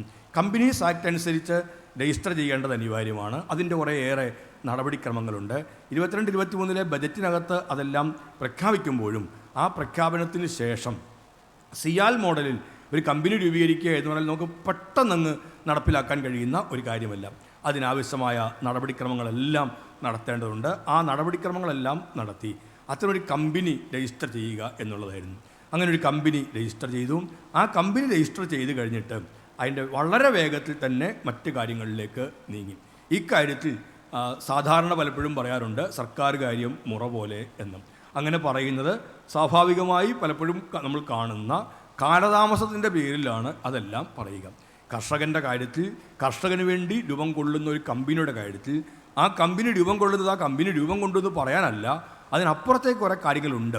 ഒരു എക്സിബിഷൻ സെൻ്ററുണ്ട്. ഇവിടെ ശ്രീ സാജു സുരേന്ദ്രൻ അതിനെക്കുറിച്ച് ഉള്ളതുകൊണ്ട് ഞാനതിൻ്റെ വിശദാംശങ്ങളിലേക്ക് കടക്കുകയല്ല. 365 ദിവസവും കർഷകൻ്റെ ഉൽപ്പന്നങ്ങൾ പ്രദർശിപ്പിക്കാൻ കഴിയുന്ന, വിപണനം നടത്താൻ കഴിയുന്നൊരു സംവിധാനം ഉണ്ടാവണം. 365 ദിവസവും അവിടെ ട്രേഡേഴ്സിന് പങ്കെടുക്കാൻ പറ്റുന്ന അത്തരം മീറ്റിങ്ങുകൾ ഉണ്ടാവണം. കൃഷിക്കാരൻ്റെ ഉൽപ്പന്നങ്ങൾ എവിടെയുണ്ട്, എങ്ങനെയാണ്, ഏതെല്ലാം ഉൽപ്പന്നങ്ങൾക്കാണ് അന്താരാഷ്ട്ര തലത്തിൽ തന്നെ മാർക്കറ്റുള്ളത്, ആ കാര്യം കർഷകനോട് പറയുന്ന ഒരു സംവിധാനം ഉണ്ടാവണം. ലോകത്ത് ഏറ്റവും കൂടുതൽ വിപണന സാധ്യതയുള്ള ഇനങ്ങൾ, നല്ല വില ലഭിക്കുന്ന ഇനങ്ങൾ കൃഷി ചെയ്യുന്നതിന് ഉൾപ്പെടെയുള്ള കാര്യങ്ങളിൽ ആ കണക്കുകളെല്ലാം എടുത്ത് ആ ഡേറ്റാസ് എല്ലാം കളക്ട് ചെയ്ത് കർഷകരിലേക്ക് എത്തിച്ച് കർഷകന് നല്ല വരുമാനം ലഭ്യമാക്കാൻ ഉതകുന്ന എല്ലാ പ്രവർത്തനങ്ങളിലും ഏർപ്പെടേണ്ടത് അനിവാര്യമാണ്. ഇതിനെല്ലാമാണ് കേരള അഗ്രോ ബിസിനസ് കമ്പനി രൂപം കൊള്ളുന്നത്. ആ അഗ്രോ ബിസിനസ് കമ്പനിയുടെ ഭാഗമായി അത് നിലവിൽ വന്ന് 1 വർഷം പൂർത്തീകരിക്കുന്ന ഒരു സമയത്ത് തന്നെ കമ്പനിയുടെ ആസ്ഥാന മന്ദിരം അതിൻ്റെ ഒരു ഓഫീസ് ഉണ്ടാകുന്നു എന്നുള്ളത് അല്ല. ആസ്ഥാന മന്ദിരം ഈ പറയുന്ന തരത്തിലുള്ള ഏറ്റവും പ്രധാനപ്പെട്ട ഒരു എക്സിബിഷൻ സെൻറ്ററും ട്രേഡ് സെൻറ്ററും എല്ലാമാണ്. ആ ട്രേഡ് സെൻറ്ററെല്ലാം ഒരുങ്ങുന്നു എന്നുള്ളതാണ്. 1 കൊല്ലത്തിനിടയിൽ ഇത് പൂർത്തിയാക്കണം എന്നുള്ള തരത്തിലാണ് ഞങ്ങൾ നിൽക്കുന്നത്. അതുകൊണ്ട് തന്നെയാണ് കേരളത്തിൽ നമുക്ക് അഭിമാനത്തോടുകൂടി പറയാൻ കഴിയുന്ന ഊരാളുങ്കലിനെ തന്നെ അതിൻ്റെ നിർമ്മാണ ചുമതല ഏൽപ്പിക്കുകയും ചെയ്തിട്ടുള്ളത്. ഞങ്ങൾ ആലോചിച്ചപ്പോൾ ഇതിന് എത്രയായിരിക്കണം ഗവൺമെൻറ്റിൻ്റെ ഇടപെടൽ. സിയാൽ മോഡൽ എന്നുള്ള തരത്തിൽ തന്നെയാണ് ഞങ്ങളിവിടെ അത് തീരുമാനിച്ചിരിക്കുന്നത്. 33% ഗവൺമെൻറ് ഓഹരികൾ, കർഷകന് ഈ കാര്യത്തിൽ പങ്കാളിത്തം ഉണ്ടാവണം. അങ്ങനെ 20% കർഷകരുടെ ഓഹരി പങ്കാളിത്തമായിരിക്കും. ഇത് കൂടാതെ തന്നെ നമ്മുടെ കൃഷിക്കൂട്ടങ്ങൾ ഉണ്ട്, നമ്മുടെ FPOകളുണ്ട്, അവർക്ക് 22% അവരുടെ പങ്കാളിത്തം ഉണ്ടാവും. ജനറൽ പബ്ലിക്കിന് 10% ഓഹരി പങ്കാളിത്തം ഉണ്ടാവും. നമ്മുടെ ധനകാര്യ സ്ഥാപനങ്ങൾ നബാർഡ് അടക്കമുള്ളവ ഇപ്പോൾ തന്നെ വലിയ താല്പര്യം പ്രകടിപ്പിച്ച് കഴിഞ്ഞിട്ടുണ്ട് ഈ പരിപാടിയുടെ കാര്യത്തിൽ. അവർ പറഞ്ഞു ഇങ്ങനെ ഒരെണ്ണം രാജ്യത്തിന് തന്നെ മാതൃകയാവുന്ന ഒരു പരിപാടിയാണ് കാപ്കോയുടെ രൂപീകരണം. കാപ്കോ ഇത്തരത്തിലൊരു ട്രേഡ് സെൻറ്റർ, എക്സിബിഷൻ സെൻറ്റർ എല്ലാം രൂപീകരിക്കുന്നതും കേരളത്തിൽ ആദ്യം എന്നല്ല, ഇന്ത്യയിൽ തന്നെ ഇത്തരത്തിൽ നമ്മൾ പ്ലാൻ ചെയ്തിരിക്കുന്ന തരത്തിലുള്ള ഒരു സംവിധാനം ഇല്ല എന്ന് തന്നെ പറയാമെന്നാണ് പല കേന്ദ്രങ്ങളിൽ നിന്നും വരുന്നത്. അതൊക്കെ വേറെ എവിടെയും ഇല്ലാത്തൊരു കാര്യം ചെയ്യുന്നുള്ളതിനപ്പുറത്തേക്ക് നമ്മുടെ കർഷകർക്ക് ഏറ്റവും കൂടുതൽ സഹായകമാവുന്ന ഒരു പരിപാടി നമ്മൾ തുടങ്ങുക എന്നുള്ളതായിരുന്നു നമുക്ക് അപ്പോഴും ഇപ്പോഴും എപ്പോഴുമുള്ള ഒരു ചിന്താഗതി. വേറെ ആരും ചെയ്തിട്ടില്ല, അതുകൊണ്ട് ചെയ്യുന്നു എന്നുള്ളത് എല്ലാം നമ്മുടെ കർഷകർക്ക് ഏറ്റവും കൂടുതൽ പ്രയോജനം കിട്ടുന്ന ഒരു പരിപാടി എന്ന തരത്തിൽ ഇത് യാഥാർത്ഥ്യമാക്കണം എന്നുള്ളതായിരുന്നു നമ്മൾ കണ്ട കാര്യം. അതിൻ്റെ ഭാഗമായിട്ടാണ് ഇതെല്ലാം ഒരുങ്ങുന്നത്. ഇത് പൂർത്തീകരിച്ച് കഴിയുമ്പോൾ ഇവിടെ സൂചിപ്പിച്ചതുപോലെ കൃഷി വകുപ്പിൻ്റെ കീഴിലുള്ള പൊതുമേഖലാ സ്ഥാപനങ്ങളുടെ പ്രവർത്തനങ്ങളെല്ലാം ഈ ഒരു കുടക്കീഴിൽ എത്തിച്ചേരുന്നു എന്നുള്ള വലിയ പ്രത്യേകതയും കൂടിയുണ്ട്. എല്ലാത്തിൻ്റെയും പരമപ്രധാനമായ ലക്ഷ്യം കർഷകൻ്റെ വരുമാനം വർദ്ധിപ്പിക്കുന്നതിനുള്ള സഹായങ്ങൾ ചെയ്തു കൊടുക്കുക എന്ന് തന്നെയാണ്. ആദ്യഘട്ടത്തിൽ 50% ആ വർധന ഉണ്ടാകണം എന്ന് നമ്മൾ കണക്ക് കൂട്ടി. അതുകൊണ്ടാണ് പ്രൈമറി അഗ്രികൾച്ചറിൽ നിന്ന് മാറി നമ്മൾ സെക്കൻഡറി മാറിയാൽ അതിൻ്റെ അടുത്ത ഘട്ടമായ സെക്കൻഡറി അഗ്രികൾച്ചറിനെ പ്രാധാന്യം കൊടുക്കേണ്ടതിൻ്റെ തരത്തിൽ പ്രാധാന്യം കൊടുക്കുന്നത്. പ്രൈമറി അഗ്രികൾച്ചറിനോടൊപ്പം തന്നെ നമുക്ക് സെക്കൻഡറി അഗ്രികൾച്ചറിനെയും കൂടി ചേർത്ത് വെച്ചുകൊണ്ട് ഈ പ്രവർത്തനം കൊണ്ടുവരികയാണ്. കർഷകൻ ഉൽപ്പാദിപ്പിക്കുന്ന ഉൽപ്പന്നങ്ങൾക്ക് മേൽ കർഷകന് തന്നെ അവകാശം ലഭിക്കുന്നതിനും വിവിധ ഘട്ടങ്ങളിലായി കർഷകരിൽ നിന്നെല്ലാം ചോർന്നു പോകുന്നു എന്ന് പറയുന്ന തരത്തിലുള്ള എല്ലാം അത് ഉണ്ടാവാതെ ഇരിക്കുന്നതിനും ഉപകരിക്കുന്ന തരത്തിലേക്ക് വരികയാണ്. ഞാൻ നേരത്തെ പറഞ്ഞതുപോലെ കേരള ഗ്രോ എന്ന് പറയുന്ന ബ്രാൻഡ് നെയിമോടുകൂടി 100 കണക്കിന് ഉൽപ്പന്നങ്ങൾ ഇന്ന് വിപണിയിൽ ഇറക്കുന്നുണ്ട്.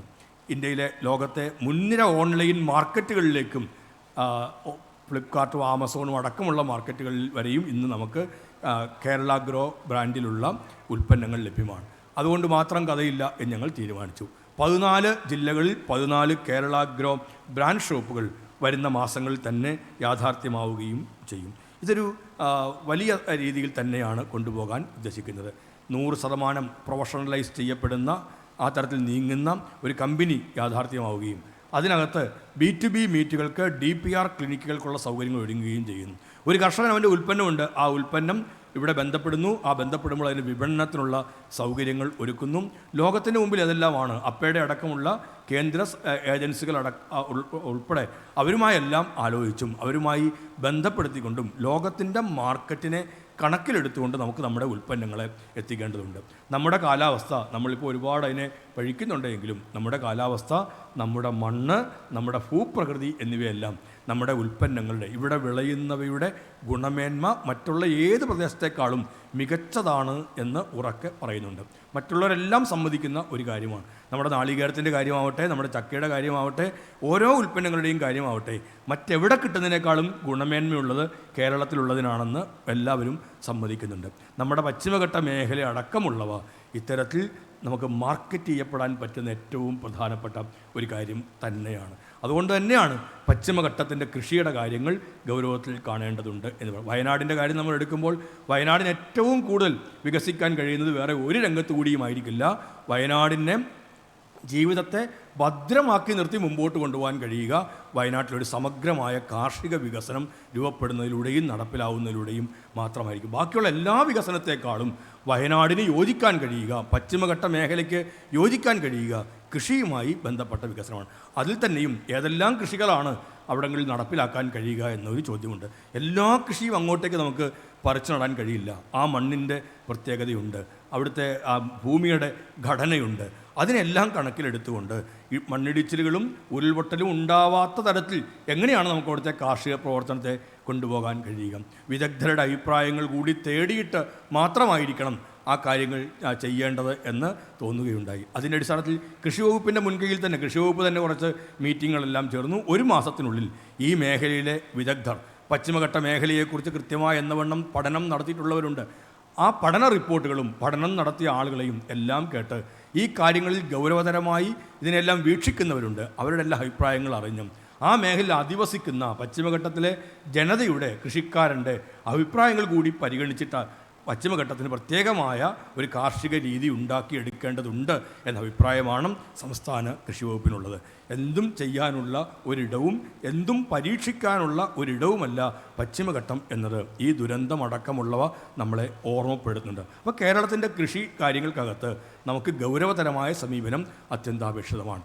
കാലാവസ്ഥാ വ്യതിയാനവും ആഗോള താപനവും എല്ലാം വലിയ പ്രതിസന്ധികൾ തീർക്കുന്ന ഒരു സമയത്താണ് നമ്മളിതെല്ലാം പറയുന്നത് എന്നുള്ള പ്രത്യേകതയുമുണ്ട്. നമുക്ക് കൃഷിയെ മാറ്റി നിർത്താൻ പറ്റുകയില്ല. കൃഷിയുടെ ആനുകൂല്യം കൈപ്പറ്റി എത്ര പേരുണ്ട് എന്ന് ചില മീറ്റിങ്ങുകളെല്ലാം ചോദിക്കുമ്പോൾ കുറച്ച് കൈകൾ മാത്രം ഉയരുന്നത് എനിക്ക് ഉള്ള നിരവധിയായ അനുഭവങ്ങൾ എനിക്കുണ്ട് ഈ കാര്യത്തിൽ. എത്ര പേർ കൃഷിയുടെ ആനുകൂല്യം പറ്റിയിട്ടുള്ളവരുണ്ട് എന്ന് ചോദിക്കുമ്പോൾ വലിയ സദസ്സുകളിൽ കുറച്ച് കൈകൾ മാത്രം ഉയരും. കൃഷിഭവനിൽ നിന്നും മറ്റും കിട്ടുന്ന ചെറിയ തൈകളുടെയോ അല്ലെങ്കിൽ തെങ്ങിൻ തൈ, അങ്ങനെയുള്ള വിത്ത് അല്ലെങ്കിൽ വളം, ഇതൊക്കെയാണ് അവരുടെ കൈകൾ ഉയരുന്നതിന് കാരണമായി അവർ കാണുന്ന കാര്യം. എന്നാൽ ഭക്ഷണം കഴിക്കുന്ന എത്ര പേരുണ്ട് എന്ന് ചോദിക്കുമ്പോഴേക്കും എല്ലാവരുടെയും മുഖത്തും ചിരി പടരുന്നതും കാണാറുണ്ട്. ഭക്ഷണം കഴിക്കുന്നവരെല്ലാം കൃഷിയുടെ ആനുകൂല്യം കൈപ്പറ്റുന്നവരാണ്. അപ്പോൾ അതുകൊണ്ട് തന്നെ ചിങ്ങം 1 എന്ന് പറഞ്ഞാൽ കർഷക ദിനം എന്ന് നമ്മൾ പറയുമ്പോഴും മുഴുവൻ ജനതയുമായും ബന്ധപ്പെട്ടു നിൽക്കുന്ന ഒരു ദിവസമാണ്.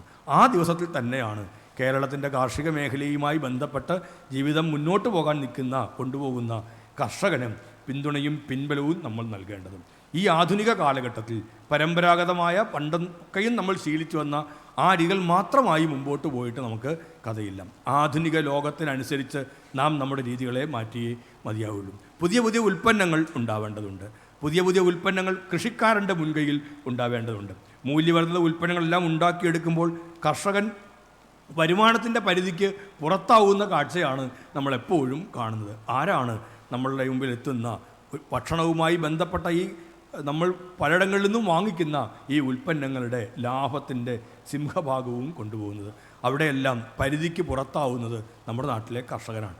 അവൻ ഉൽപ്പാദിപ്പിക്കുന്ന ഉൽപ്പന്നം വാങ്ങിക്കൊണ്ടു പോകുന്നവർ അതിൽ നിന്ന് മൂല്യവർദ്ധിത ഉൽപ്പന്നങ്ങൾ ഉണ്ടാക്കി വലിയ ലാഭം കൊയ്യുമ്പോൾ കേവലം കാഴ്ചക്കാരായി മാത്രം നമ്മുടെ കർഷകന്മാർ. ഈ രീതിക്ക് മാറ്റമുണ്ടാക്കിയേ മതിയാവുകയുള്ളൂ. കർഷകൻ പരിധിക്ക് പുറത്താവുന്നതല്ല. കർഷകൻ ഈ കൂട്ടത്തിൽ ഉൾപ്പെട്ട് നിൽക്കുന്ന കർഷകൻ അവൻ്റെ ഉൽപ്പന്നത്തിൻ്റെ വില നിശ്ചയിക്കുന്ന, കർഷകൻ അവൻ്റെ ഉൽപ്പന്നത്തിൽ നിന്ന് മൂല്യവർദ്ധിത ഉൽപ്പന്നങ്ങൾ ഉണ്ടാക്കുന്ന, അന്താരാഷ്ട്ര മാർക്കറ്റുകളിലേക്ക് അവൻ്റെ മേന്മയേറിയ ഉൽപ്പന്നങ്ങൾ എത്തിക്കുന്ന, ലോകത്തിൻ്റെ ഏത് മുക്കിനും മൂലയിലേക്കും ഗുണമേന്മയുള്ള ഉൽപ്പന്നങ്ങൾ എത്തിക്കാൻ കഴിയുന്ന കർഷകരായി നമുക്ക് നമ്മുടെ കർഷകരെ മാറ്റിയെടുക്കേണ്ടതുണ്ട്. അതിൻ്റെ ഒരു തുടക്കമാണ് കാപ്കോ എന്ന് പറയുന്നത്. ഞാൻ ഇനി കൂടുതലായിട്ടൊന്നും പറയുന്നില്ല. അത് എത്രയോ നാളുകളുടെ ആഗ്രഹമാണ് നമ്മൾ ഇന്നിവിടെ തുടക്കം കുറിച്ചത്. കേവലമായ ഒരു കല്ലിടിയിലല്ല, നിർമ്മാണത്തിൻ്റെ ഉദ്ഘാടനം തന്നെ ഈ പുതിയ നൂറ്റാണ്ടിൻ്റെ പുതിയ വർഷത്തിൻ്റെ ഈ ദിവസം കുറിക്കുകയാണ്. കല്ലിട്ട് പോയി ഇനി ഒരുപാട് പേപ്പർ വർക്കുകൾ നീങ്ങാനുണ്ടോ എന്നൊക്കെ ആലോചിക്കുന്നുണ്ടാവും. ഇല്ല, നമുക്ക് അങ്ങനെ പോകാൻ പറ്റുകയില്ല. കാപ്കോ ഇന്നിവിടെ ഈ മന്ദിരത്തിന്, ഈ ട്രേഡ് സെൻറ്ററിന്, എക്സിബിഷൻ സെൻറ്ററിന് ശിലാസ്ഥാപനം നടത്തുമ്പോൾ പ്രവർത്തനത്തിൻ്റെ ഉദ്ഘാടനം കൂടിയാണ് ഇന്ന് നടക്കുന്നത്. എനിക്ക് തോന്നുന്നു അടുത്ത ദിവസം മുതൽ തന്നെ അതിൻ്റെ പണി കാര്യങ്ങളിലേക്ക്, നിർമ്മാണ പ്രവർത്തനങ്ങളിലേക്ക് നീങ്ങാൻ കഴിയും.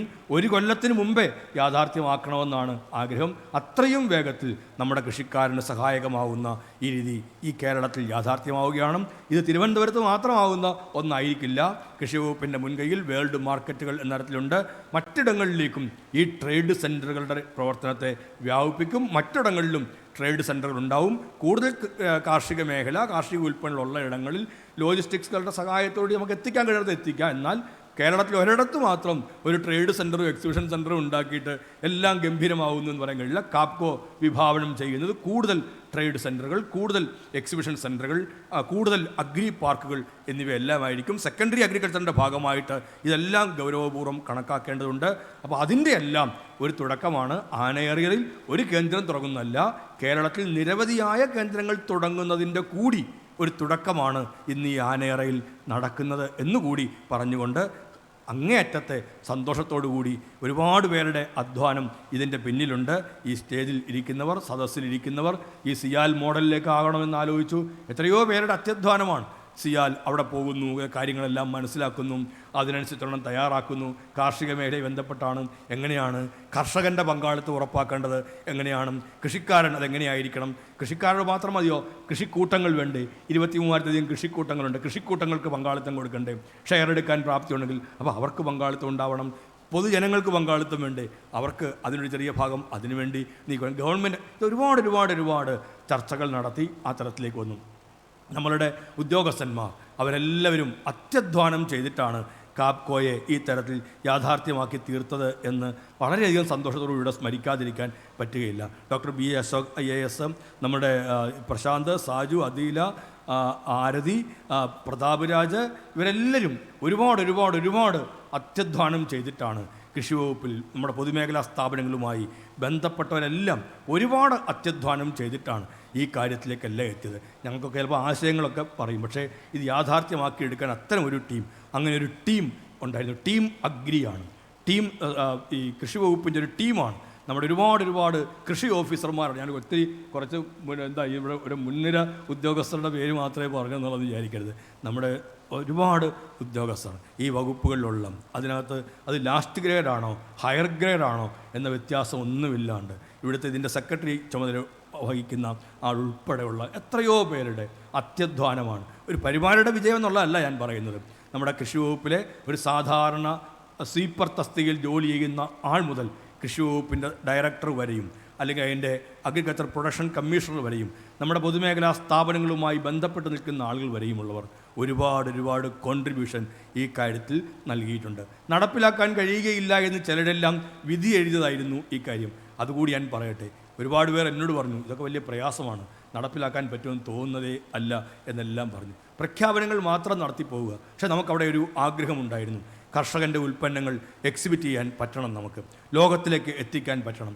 അതിനുള്ള പരിമിതമായ സർക്കാർ സംവിധാനം വെച്ചുകൊണ്ട് മാത്രം ഇത് നടക്കുകയേ ഇല്ല എന്നും ഉറപ്പായിരുന്നു. ഗവൺമെൻറ്റിൻ്റെ കൂടി പങ്കാളിത്തമുള്ള, പൊതുജനത്തിൻ്റെ, കർഷകൻ്റെ പങ്കാളിത്തമുള്ള ഒരു കമ്പനി ഉണ്ടെങ്കിൽ മാത്രമേ അത് പൂർണ്ണമായ അർത്ഥത്തിൽ എത്തുകയുള്ളൂ എന്ന് പറഞ്ഞു. അതിൻ്റെ അങ്ങേയറ്റത്തെ സന്തോഷം ഈ കാര്യത്തിൽ ഉണ്ട്. ആ സന്തോഷം ഒരിക്കൽ കൂടി നിങ്ങളെല്ലാം മുമ്പാകെ അറിയിച്ചുകൊണ്ട് ഈ പരിപാടി ഔപചാരികമായി ഉദ്ഘാടനം ചെയ്തുകൊണ്ട് ഞാൻ എൻ്റെ വാക്കുകൾ അവസാനിപ്പിക്കുന്നു. നന്ദി, നമസ്കാരം. കേരള കൗമുദി പ്രസിദ്ധീകരിക്കുന്ന കാർഷിക കേരളം എന്ന കൈപ്പുസ്തകം ഇന്ന് ഈ കർഷക ദിനത്തിൽ ഈ വേദിയിൽ വെച്ച് പ്രകാശനം ചെയ്യപ്പെടുകയാണ്. കേരള കൗമുദി ചീഫ് മാനേജർ ശ്രീ വിമൽ കുമാറിനെ വേദിയിലേക്ക് ക്ഷണിക്കുന്നു. പുസ്തകം പ്രകാശനം ചെയ്യുന്നതിന് ബഹുമാനപ്പെട്ട കൃഷിവകുപ്പ് മന്ത്രി ശ്രീ പ്രസാദ് അവർകളെ സാദരം ക്ഷണിക്കുന്നു. പുസ്തകം ഏറ്റുവാങ്ങുന്നതിന് കൃഷിവകുപ്പ് special secretary Shri Prashanth IAS ക്ഷണിക്കുന്നു.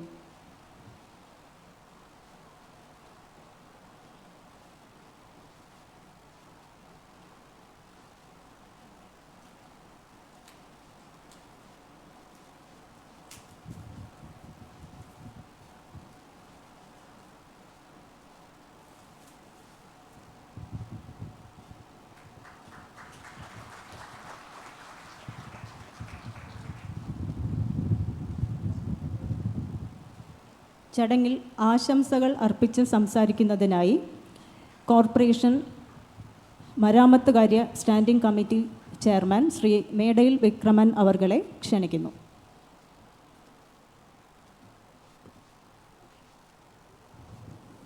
ബഹുമാനപ്പെട്ട അധ്യക്ഷൻ, ബഹുമാനപ്പെട്ട മിനിസ്റ്റർ,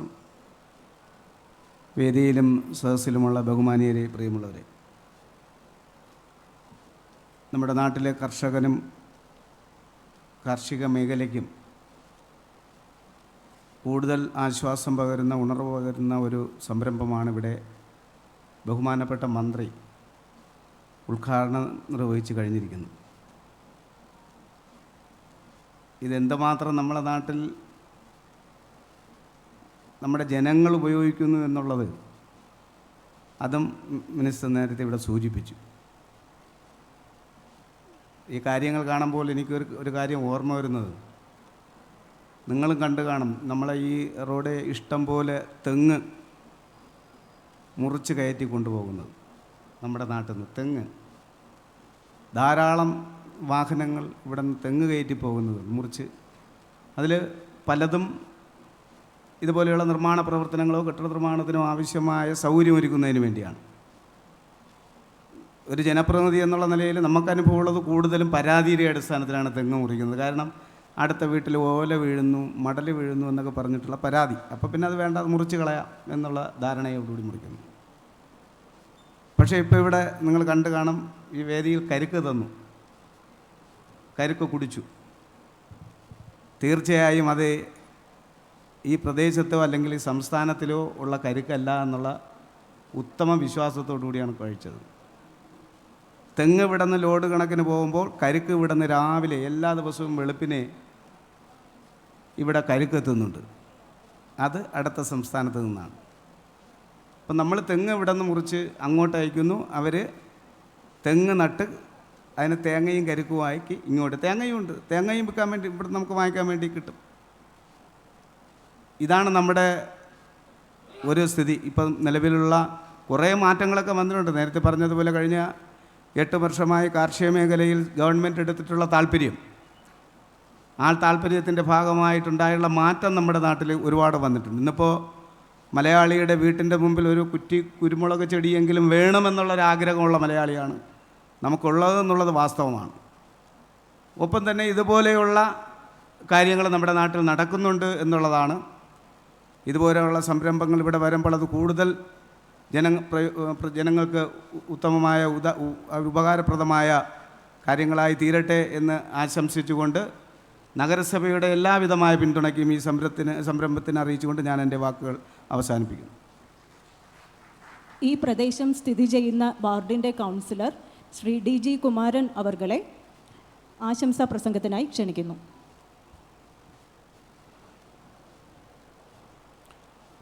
ഈ പരിപാടിയുടെ അധ്യക്ഷൻ നമ്മുടെ ഈ പ്രദേശത്തിൻ്റെ തന്നെ MLA കൂടിയായ ശ്രീ കടകംപള്ളി സുരേന്ദ്രൻ അവർകൾ, ഈ ക്യാപ്കോയുടെ എക്സ്പോ സെൻറ്ററും അഗ്രോ പാർക്കിൻ്റെയും ശിലാസ്ഥാപനവും നിർമ്മാണോദ്ഘാടനവും നിർവഹിച്ച ബഹുമാന്യനായ നമ്മുടെ സംസ്ഥാനത്തിൻ്റെ കൃഷി വകുപ്പ് മന്ത്രി ശ്രീ പ്രസാദ് അവറുകൾ, എനിക്ക് മുന്നേ സംസാരിച്ച തിരുവനന്തപുരം നഗരസഭയുടെ മരാമത്ത് കാര്യസമിതി ചെയർമാൻ ശ്രീ മേടയിൽ വിക്രമൻ അവറുകൾ, മറ്റ് ഉദ്യോഗസ്ഥരായ ശ്രീ പ്രശാന്ത് IPS അവറുകൾ, മറ്റ് ഉദ്യോഗസ്ഥ മേധാവികളെ, സദസ്സിലിരിക്കുന്ന ഉദ്യോഗസ്ഥർ, വിശിഷ്ട വ്യക്തിത്വങ്ങളെ എല്ലാവർക്കും വിനീതമായ നമസ്കാരം. എന്തുകൊണ്ടും തിരുവനന്തപുരം നഗരസഭയിലും സംസ്ഥാനത്തായാലും ഏറെ ശരവേഗം വികസന പ്രവർത്തനം നടന്നുകൊണ്ടിരിക്കുന്ന ഒരു വാർഡായി തിരുവനന്തപുരം നഗരസഭയിലെ കരിക്കകം വാർഡ് മാറുവാൻ സാധിച്ചു. തൊട്ടടുത്ത് തന്നെ കഴിഞ്ഞ ഏതാനും മാസങ്ങൾക്ക് മുമ്പ്, ഏതാനും ദിവസങ്ങൾക്ക് മുമ്പ് നമ്മുടെ ഗതാഗത വകുപ്പ് മന്ത്രി ഉദ്ഘാടനം ചെയ്ത KSRTCയുടെ ആദ്യത്തെ ഡ്രൈവിംഗ് സ്കൂൾ, അത് കഴിഞ്ഞാൽ നമ്മുടെ ഏഷ്യയിലെ തന്നെ ഏറ്റവും വലിയ വാണിജ്യ മേഖല വാണിജ്യ സ്ഥാപനം എന്ന് വിശേഷിപ്പിക്കപ്പെടുന്ന ലുലു മാൾ ഉൾപ്പെടെയുള്ള നിരവധി പഞ്ചനക്ഷത്ര ഹോട്ടലുകൾ ഉൾപ്പെടെ ആശുപത്രി സ്ഥാപനങ്ങൾ, Thiruvananthapuram Kochuveli railway station, Thiruvananthapuram north എന്ന് അറിയപ്പെടുന്ന റെയിൽവേ സ്റ്റേഷൻ ഉൾപ്പെടെയുള്ള സ്ഥാപനങ്ങൾ സ്ഥിതി ചെയ്യുന്ന കരിക്കകം വാർഡ്. ഒരു കാലഘട്ടത്തിൽ ഈ വേൾഡ് മാർക്കറ്റ് തന്നെ ഇവിടെ സ്ഥാപിതമായതിനു ശേഷം ഈ വേൾഡ് മാർക്കറ്റിൻ്റെ പരിധി തന്നെ അറിഞ്ഞുകൂടാത്ത രീതിയിലായിരുന്നു കാടും നിറഞ്ഞു നിന്ന സമയം. അതിനുശേഷമെല്ലാം വളരെ ഇച്ഛാശക്തിയോടുകൂടി വന്ന സെക്രട്ടറിമാർ, നേരത്തെ ഇരുന്ന സെക്രട്ടറിയുടെ മേഡത്തിൻ്റെ പേര് ഞാൻ ഇപ്പം ഓർമ്മിക്കുകയാണ്, ആ മേഡം ഉൾപ്പെടെ, ഇപ്പം നിലവിലുള്ള സെക്രട്ടറി ഉൾപ്പെടെ ഈ വേൾഡ് മാർക്കറ്റിൻ്റെ വികസനത്തിന് വേണ്ടി ആത്മാർത്ഥമായിട്ട് പരിശ്രമിക്കുന്നുണ്ട്. അതോടൊപ്പം നമ്മുടെ സംസ്ഥാന സർക്കാരിനെ പ്രതികരിച്ച് ബഹുമാന്യനായ പ്രസാദ് മിനിസ്റ്റർ തന്നെ ഇത് രണ്ടാമത്തെ പരിപാടിയിലാണ് ഇവിടെ പങ്കെടുക്കുന്നത്. അദ്ദേഹവും നല്ല രീതിയിൽ നമ്മുടെ സംസ്ഥാന സർക്കാരിന് വേണ്ടി ഇവിടെ ഒരുപാട് കാര്യങ്ങൾ ചെയ്തു വരുന്നു. ഇന്ന് തന്നെ നമ്മളിവിടെ നടപ്പിലാക്കിയ ഈ പദ്ധതി വളരെ ഗുണം ചെയ്യുന്നതാണ്. മറ്റൊരു സ്ഥാപനമായ സമേതി എന്ന് പറയുന്ന കൃഷി വകുപ്പിൻ്റെ കീഴിൽ തന്നെ തൊട്ടടുത്ത് പ്രവർത്തനം നടത്തി വരുന്നു. അതായത് അഗ്രികൾച്ചർ മേഖലയിൽ വരുന്ന കൃഷി ഓഫീസർക്ക് ഉൾപ്പെടെയുള്ളവർക്ക് ട്രെയിനിങ് കൊടുക്കുന്ന സ്ഥാപനം. ആ സ്ഥാപനം എന്ന് പറയുന്നത് തികച്ചും കാർഷിക മേഖലയിലുള്ളവർക്ക് മാത്രം ട്രെയിനിങ് കൊടുക്കാനുള്ള സെൻറ്ററുകളായിട്ട് മാത്രമല്ല പ്രവർത്തിക്കുന്നത്. നാട്ടുകാർക്ക് ഒരുപാട് ഉപയോഗപ്രദമായി ആ സ്ഥലം ഉപയോഗിക്കുവാൻ സാധിക്കുന്നു. കോവിഡ് വന്ന കാലഘട്ടത്തിലും അതോടൊപ്പം തന്നെ കഴിഞ്ഞ മാസങ്ങളിലെല്ലാം നമ്മുടെ നാട്ടിലുണ്ടായ മഴക്കെടുതിയിൽ കരിക്കകം പ്രദേശത്തുണ്ടായ നിരവധി ആൾക്കാരെ മാറ്റിപ്പാർപ്പിക്കുവാനുമെല്ലാം ആ സ്ഥാപനം വളരെ ഉപയോഗപ്രദമായി.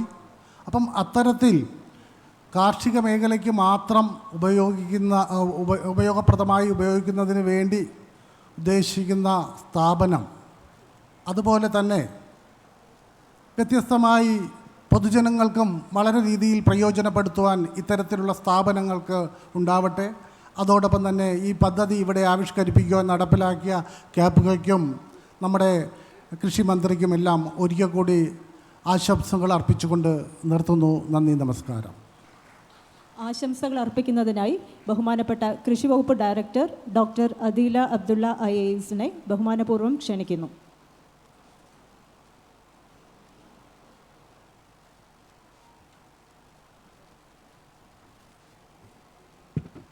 ബഹുമാനപ്പെട്ട കൃഷി വകുപ്പ് മന്ത്രി ശ്രീ P. പ്രസാദ് അവറുകൾ, വേദിയിലിരിക്കുന്ന സ്പെഷ്യൽ സെക്രട്ടറി ശ്രീ പ്രശാന്തൻ, ശ്രീ സാജു സുരേന്ദ്രൻ, ശ്രീമതി ആരതി, മറ്റ് ശ്രീ DG കുമാരൻ, ശ്രീ മേടയിൽ സുരേന്ദ്രൻ അവറുകൾ, മറ്റ് നമ്മോടൊപ്പം എത്തിയിരിക്കുന്ന കർഷകൻ ശ്രീ ജ്ഞാനദാസ് ആർക്കിടെക്റ്റ്, വേദിയിലിരിക്കുന്ന മറ്റ് വിശിഷ്ട വ്യക്തികളെ, പ്രിയപ്പെട്ട സുഹൃത്തുക്കളെ, ഇവിടെ 200 കിലോമീറ്റർ ചുറ്റളവിൽ 2 വലിയ തുറമുഖങ്ങളുള്ള ഒരു സംസ്ഥാനമായി ഇപ്പോൾ കേരളം മാറിക്കൊണ്ടിരിക്കുകയാണ്. അതുകൊണ്ട് തന്നെ പ്രൈമറി പ്രൊഡക്ഷൻ എന്ന സ്വന്തം നിലയിൽ തന്നെ കാർഷിക വിളകൾ ഉണ്ടാക്കുന്നതോടൊപ്പം തന്നെ ബഹുമാനപ്പെട്ട മിനിസ്റ്റർ ഇവിടെ സൂചിപ്പിച്ചതുപോലെ സെക്കൻഡറി പ്രൊഡക്ഷനിലേക്കായിരിക്കണം, അഥവാ മൂല്യവർദ്ധിത വിപണിയുടെ സാധ്യതകളെ കൂടുതൽ ഏറ്റെടുക്കുക എന്നുള്ളതായിരിക്കണം കേരളത്തിൻ്റെ അടുത്തൊരു ലക്ഷ്യം. ബഹുമാനപ്പെട്ട മിനിസ്റ്റർ അത് വളരെ ക്ലിയർ ആയിട്ട് ഇവിടെ പറഞ്ഞു. അതോടുകൂടി കൂടുതൽ തൊഴിൽ രംഗങ്ങളിൽ തൊഴിൽ സാധ്യതകൾ എടുക്കാനും, കൂടാതെ മാനവ വിഭവശേഷിയിൽ ലോകത്ത് തന്നെ പ്രസിദ്ധരായിട്ടുള്ള മലയാളികളുടെ മാനവ വിഭവശേഷി ഉപയോഗിക്കാനും കഴിയുന്ന തരത്തിൽ കാർഷിക മേഖലയിൽ സെക്കൻഡറി പ്രൊഡക്ഷൻ നടത്തുകയും അതുവഴി എക്സ്പോർട്ടുകൾ കൂട്ടുകയും ചെയ്യാമെന്നുള്ള ഒരു പരമപ്രധാനമായ ലക്ഷ്യത്തിൻ്റെ ഒരു ചുവടുവയ്പ്പാണ് ഇന്നിവിടെ കാപ്കോയിലൂടെ നമ്മൾ കാണുന്നത്. ഇവിടെ വരുന്ന അന്താരാഷ്ട്ര എക്സിബിഷൻ ഹാളുകൾ 365 ദിവസവും കർഷകന് അവരുടെ വിപണനം നടത്താനുള്ളതും ബിസിനസ് മീറ്റുകൾ നടത്താനുള്ള സ്ഥലങ്ങളായിരിക്കും. ഇത് തന്നെ നമ്മൾ എന്തുകൊണ്ടും കേരളത്തിലെ ഏറ്റവും എനർജി എഫിഷ്യൻ്റ് ആയിട്ടുള്ളൊരു ബിൽഡിങ്ങും കൂടിയാണ് ഇവിടെ വരാൻ പോകുന്നത്. ഇന്ത്യയിലെ തന്നെ ഒരു മാതൃകാപരമായിട്ടുള്ളൊരു ബിൽഡിംഗാണ് ഊരാളുങ്കൽ കൺസ്ട്രക്ട് ചെയ്തിട്ട് ഇവിടെ വരാൻ പോകുന്നത്. അപ്പം ഇത് കാർഷിക മേഖലയ്ക്ക് അതിൻ്റെ സെക്കൻഡറി പ്രൊഡക്ഷനിലേക്കും മൂല്യവർദ്ധിത സാധ്യതകളിലേക്കും ഏറ്റവും വലിയൊരു ചുവടുവെപ്പ് തന്നെ ആയിരിക്കും എന്നുള്ളൊരു ഉറപ്പിൽ തന്നെ ഈ പദ്ധതിയിൽ സഹകരിച്ച് പ്രവർത്തിക്കുന്ന എല്ലാവർക്കും ആശംസകൾ നേരുന്നു. നന്ദി, നമസ്കാരം. കൃഷിയെ സംബന്ധിക്കുന്ന ഏതൊരു ചുവടുവയ്പും ഇന്നാട്ടിലെ കർഷകർക്ക് വേണ്ടിയുള്ളതാണ്. കാർഷിക ഉന്നമനം ലക്ഷ്യമിട്ട് നിർമ്മിക്കുന്ന കാപ്കോ അഗ്രി പാർക്കിൻ്റെയും എക്സ്പോ സെൻറ്ററിൻ്റെയും നിർമ്മാണോദ്ഘാടനം നിർവഹിക്കുന്ന ഈ ഘട്ടത്തിൽ കർഷകരുടെ ആശീർവാദവും അംഗീകാരവും ലഭിക്കുന്നത് ഈ പ്രയാണത്തിന് ഒരു പ്രചോദനമായിരിക്കും. മാറനല്ലൂർ സ്വദേശിയും ഒരുപാട് അനുഭവ സമ്പത്തും കാർഷിക പരിജ്ഞാനവുമുള്ള മുതിർന്ന കർഷകനായ ശ്രീ ജ്ഞാനദാസ് അവർകൾ നമ്മുടെ ക്ഷണം സ്വീകരിച്ച് ഇന്നിവിടെ എത്തിച്ചേർന്നിട്ടുണ്ട്. അദ്ദേഹത്തെ ഈ പരിപാടിയിൽ ആശംസകൾ അർപ്പിച്ച് സംസാരിക്കുവാനായി ആദരപൂർവ്വം ക്ഷണിക്കുന്നു.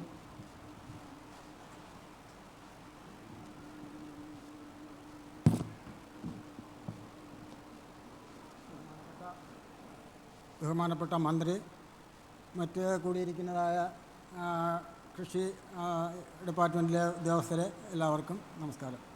ഞാൻ ഒരു 40 വർഷമായി ഈ കൃഷിയിലാണ് കുടുംബം അങ്ങനെ പുലർത്തി പോരുന്നത്. പക്ഷേ അതുകൊണ്ട് വളരെ ഇപ്പോൾ ഒരു 10 വർഷത്തിനിപ്പുറം വലിയതായ നേട്ടങ്ങളും മറ്റ് ആനുകൂല്യങ്ങളും സർക്കാരിൽ നിന്ന് തന്നെ കിട്ടുന്നുണ്ട്.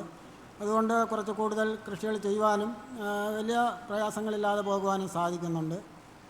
അങ്ങനെ എന്നെയും ഈ സംരംഭത്തിലേക്ക് ക്ഷണിച്ചതിനും എനിക്ക് നൽകിയ അംഗീകാരത്തിനും ഞാൻ ഈ അവസരത്തിൽ നന്ദി രേഖപ്പെടുത്തുന്നു.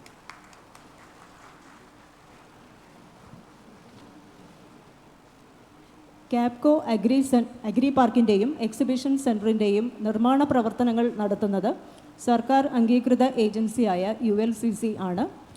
ULCCക്കും ഈ സ്ഥാപനങ്ങളുടെ ആർക്കിടെക്ചറൽ ഡിസൈൻ നിർവഹിച്ച ഡോക്ടർ സുജിത് കുമാർ അവർകൾക്കും കാപ്കോയുടെ ആദരം നൽകുവാനായി ആഗ്രഹിക്കുകയാണ്. ഇതിനായി ബഹുമാനപ്പെട്ട കൃഷി വകുപ്പ് മന്ത്രിയെ സാദരം ക്ഷണിക്കുന്നു.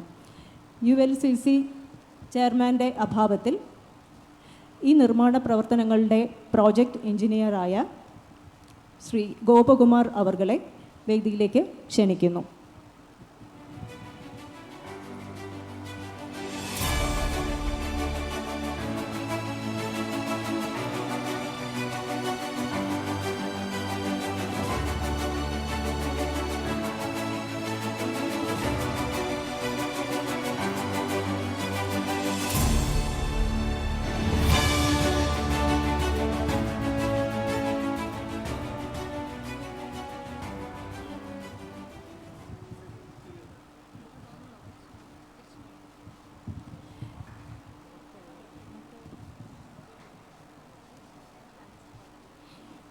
ഈ സ്ഥാപനങ്ങളുടെ മനോഹരമായ ആർക്കിടെക്ചറൽ ഡിസൈൻ നിർവഹിച്ച ക്ലിം ആർട്ട് പ്രൈവറ്റ് ലിമിറ്റഡ് എന്ന കമ്പനിയുടെ managing director doctor Sujith Kumar അവർകളെ ആദരം ഏറ്റുവാങ്ങാനായി ക്ഷണിക്കുന്നു. മെമൻറ്റോ നൽകുവാനായി ബഹുമാനപ്പെട്ട കൃഷിമന്ത്രിയെ ക്ഷണിക്കുന്നു.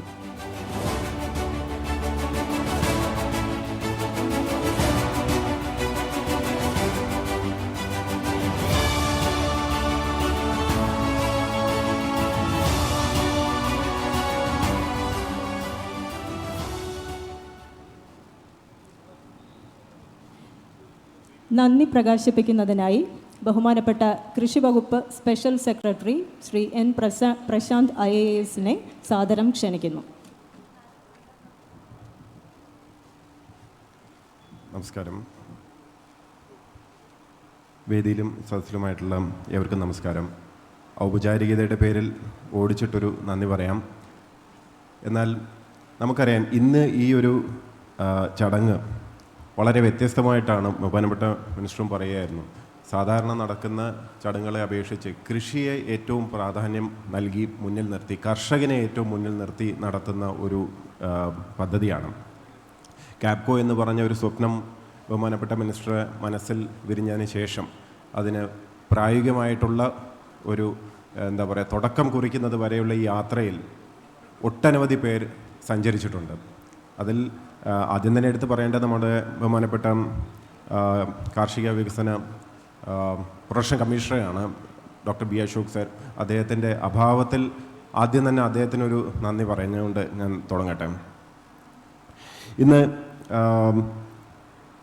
നമ്മുടെ ചടങ്ങിന് അധ്യക്ഷം വഹിച്ച ബഹുമാനപ്പെട്ട ശ്രീ കടകംപള്ളി സുരേന്ദ്രൻ അവർകൾ അദ്ദേഹത്തിന് ഏതാനും തിരക്കുകൾ ഉണ്ടായതുകൊണ്ട് മാത്രമാണ് നേരത്തെ വിട്ടത്. അദ്ദേഹത്തിന് വ്യക്തിപരമായ പേരിലും ക്യാപ്കോയുടെ പേരിലും സർക്കാരിൻ്റെ പേരിലും നന്ദി പറഞ്ഞുകൊള്ളുന്നു.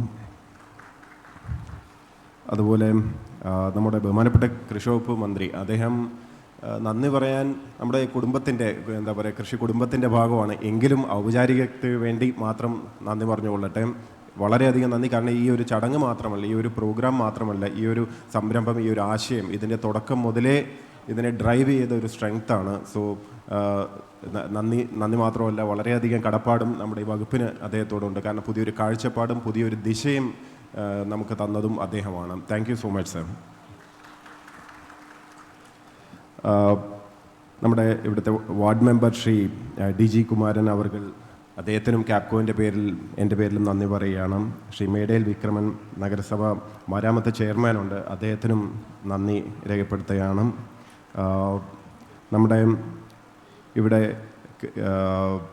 ശ്രീമതി അദില അബ്ദുള്ള ഈ ചടങ്ങ് നടത്തുക മാത്രമല്ല, ഇവിടെയുള്ള ചുറ്റുമുള്ള എല്ലാവിധ കാര്യങ്ങളും ഇൻക്ലൂഡിങ് ഇവിടെ ഉച്ചയ്ക്ക് ഞങ്ങൾക്ക് എല്ലാവർക്കും ഭക്ഷണം ഉൾപ്പെടെ അറേഞ്ച് ചെയ്ത് നിൽക്കുകയാണ് ഒരു ഹോസ്റ്റ് എന്നുള്ള നിലയ്ക്ക്. അപ്പോൾ അതിലേക്ക് പ്രത്യേകം നന്ദി പറയട്ടെ.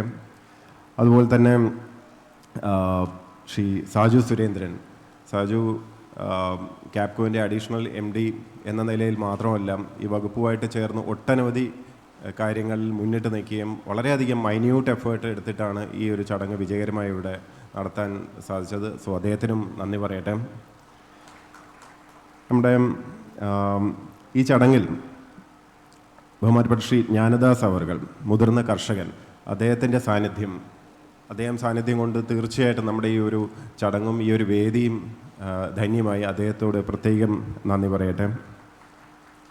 വേദിയിലും സദസ്സിലും ഒക്കെ ആയിട്ടുള്ള ഒട്ടനവധി വിശിഷ്ട വ്യക്തികളുണ്ട്, എവരുടെയും പേരെടുത്ത് ഞാൻ പറയുന്നില്ല. എല്ലാവർക്കും നന്ദി. കർഷക സുഹൃത്തുക്കളുണ്ട്, ഉദ്യോഗസ്ഥരുണ്ട്, സെക്രട്ടേറിയറ്റിൽ നിന്നുള്ള സ്റ്റാഫ് വന്നിട്ടുണ്ട്. ഈ ക്യാപ്കോ എന്നുള്ള ഈ പ്രസ്ഥാനം ഉണ്ടാക്കിയെടുക്കാൻ വേണ്ടി ഫയൽ നയിക്കുമ്പം അതിൽ ഓരോ കുറിപ്പ് എഴുതി അതിൽ ഓരോ വിധത്തിൽ കോൺട്രിബ്യൂഷൻ നടത്തിയ ഒട്ടനവധി പേര് ഇവിടെ കാണുമ്പോൾ പലരെയും കാണാൻ സാധിക്കുന്നുണ്ട്. അതുപോലെ തന്നെ സ്റ്റേറ്റ് ബാങ്കിൻ്റെ ഡെപ്യൂട്ടി മാനേജർ ശ്രീ അശോക് കുമാറുണ്ട്, അദ്ദേഹത്തിനും നന്ദി രേഖപ്പെടുത്തട്ടെ. കാരണം ഈ ഒരു പ്രോസസ്സ് ഇനിയും എത്രയോ നമുക്ക് മുമ്പോട്ട് പോകാനുള്ളതാണ്. ബാങ്കിങ് പാർട്ട്നേഴ്സ് ആവശ്യമുണ്ട്, നമുക്ക് ടെക്നോളജി പാർട്ട്നേഴ്സ് ആവശ്യമുണ്ട്. സോമിനി ആക്ച്വലി ടെക്നോളജിയായിട്ട് ബന്ധപ്പെട്ടുള്ളവരൊക്കെ ഇവിടെയുണ്ട്. പലരുടെയും മുഖം കാണുമ്പോൾ ഓരോരുത്തരുടെയും പേരെടുത്ത് പറയണമെന്ന് ആഗ്രഹമുണ്ട്. പക്ഷേ ഈ ഒരു ചടങ്ങിൽ ഒരു ഔപചാരികതയുടെ പേരിൽ മാത്രം ഒറ്റവാക്കിൽ മാധ്യമപ്രവർത്തകർ ഉണ്ട്, ഫാം ഇൻഫർമേഷൻ ബ്യൂറോയിൽ നിന്നുള്ള ഉദ്യോഗസ്ഥരുണ്ട്, നമ്മുടെ ഡിപ്പാർട്ട്മെൻറ്റിൽ നിന്നുള്ള എല്ലാ തസ്തികയിലുമുള്ള ഉദ്യോഗസ്ഥരോട് ഒത്തിരി പേര് ഇവിടെ വന്നു ചേർന്നിട്ടുണ്ട്. ഓരോരുത്തരുടെയും പേരെടുത്ത് പറയുന്നില്ല.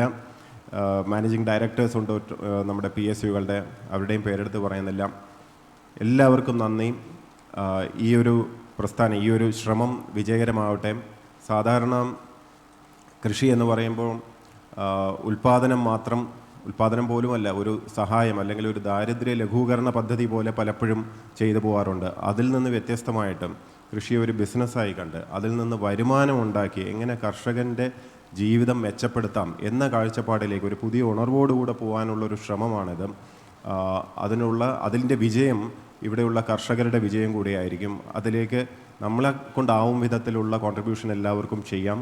നന്ദി. Thank you. ദേശീയ ഗാനത്തോടുകൂടി ഈ ഉദ്ഘാടന യോഗം അവസാനിക്കുന്നതാണ്.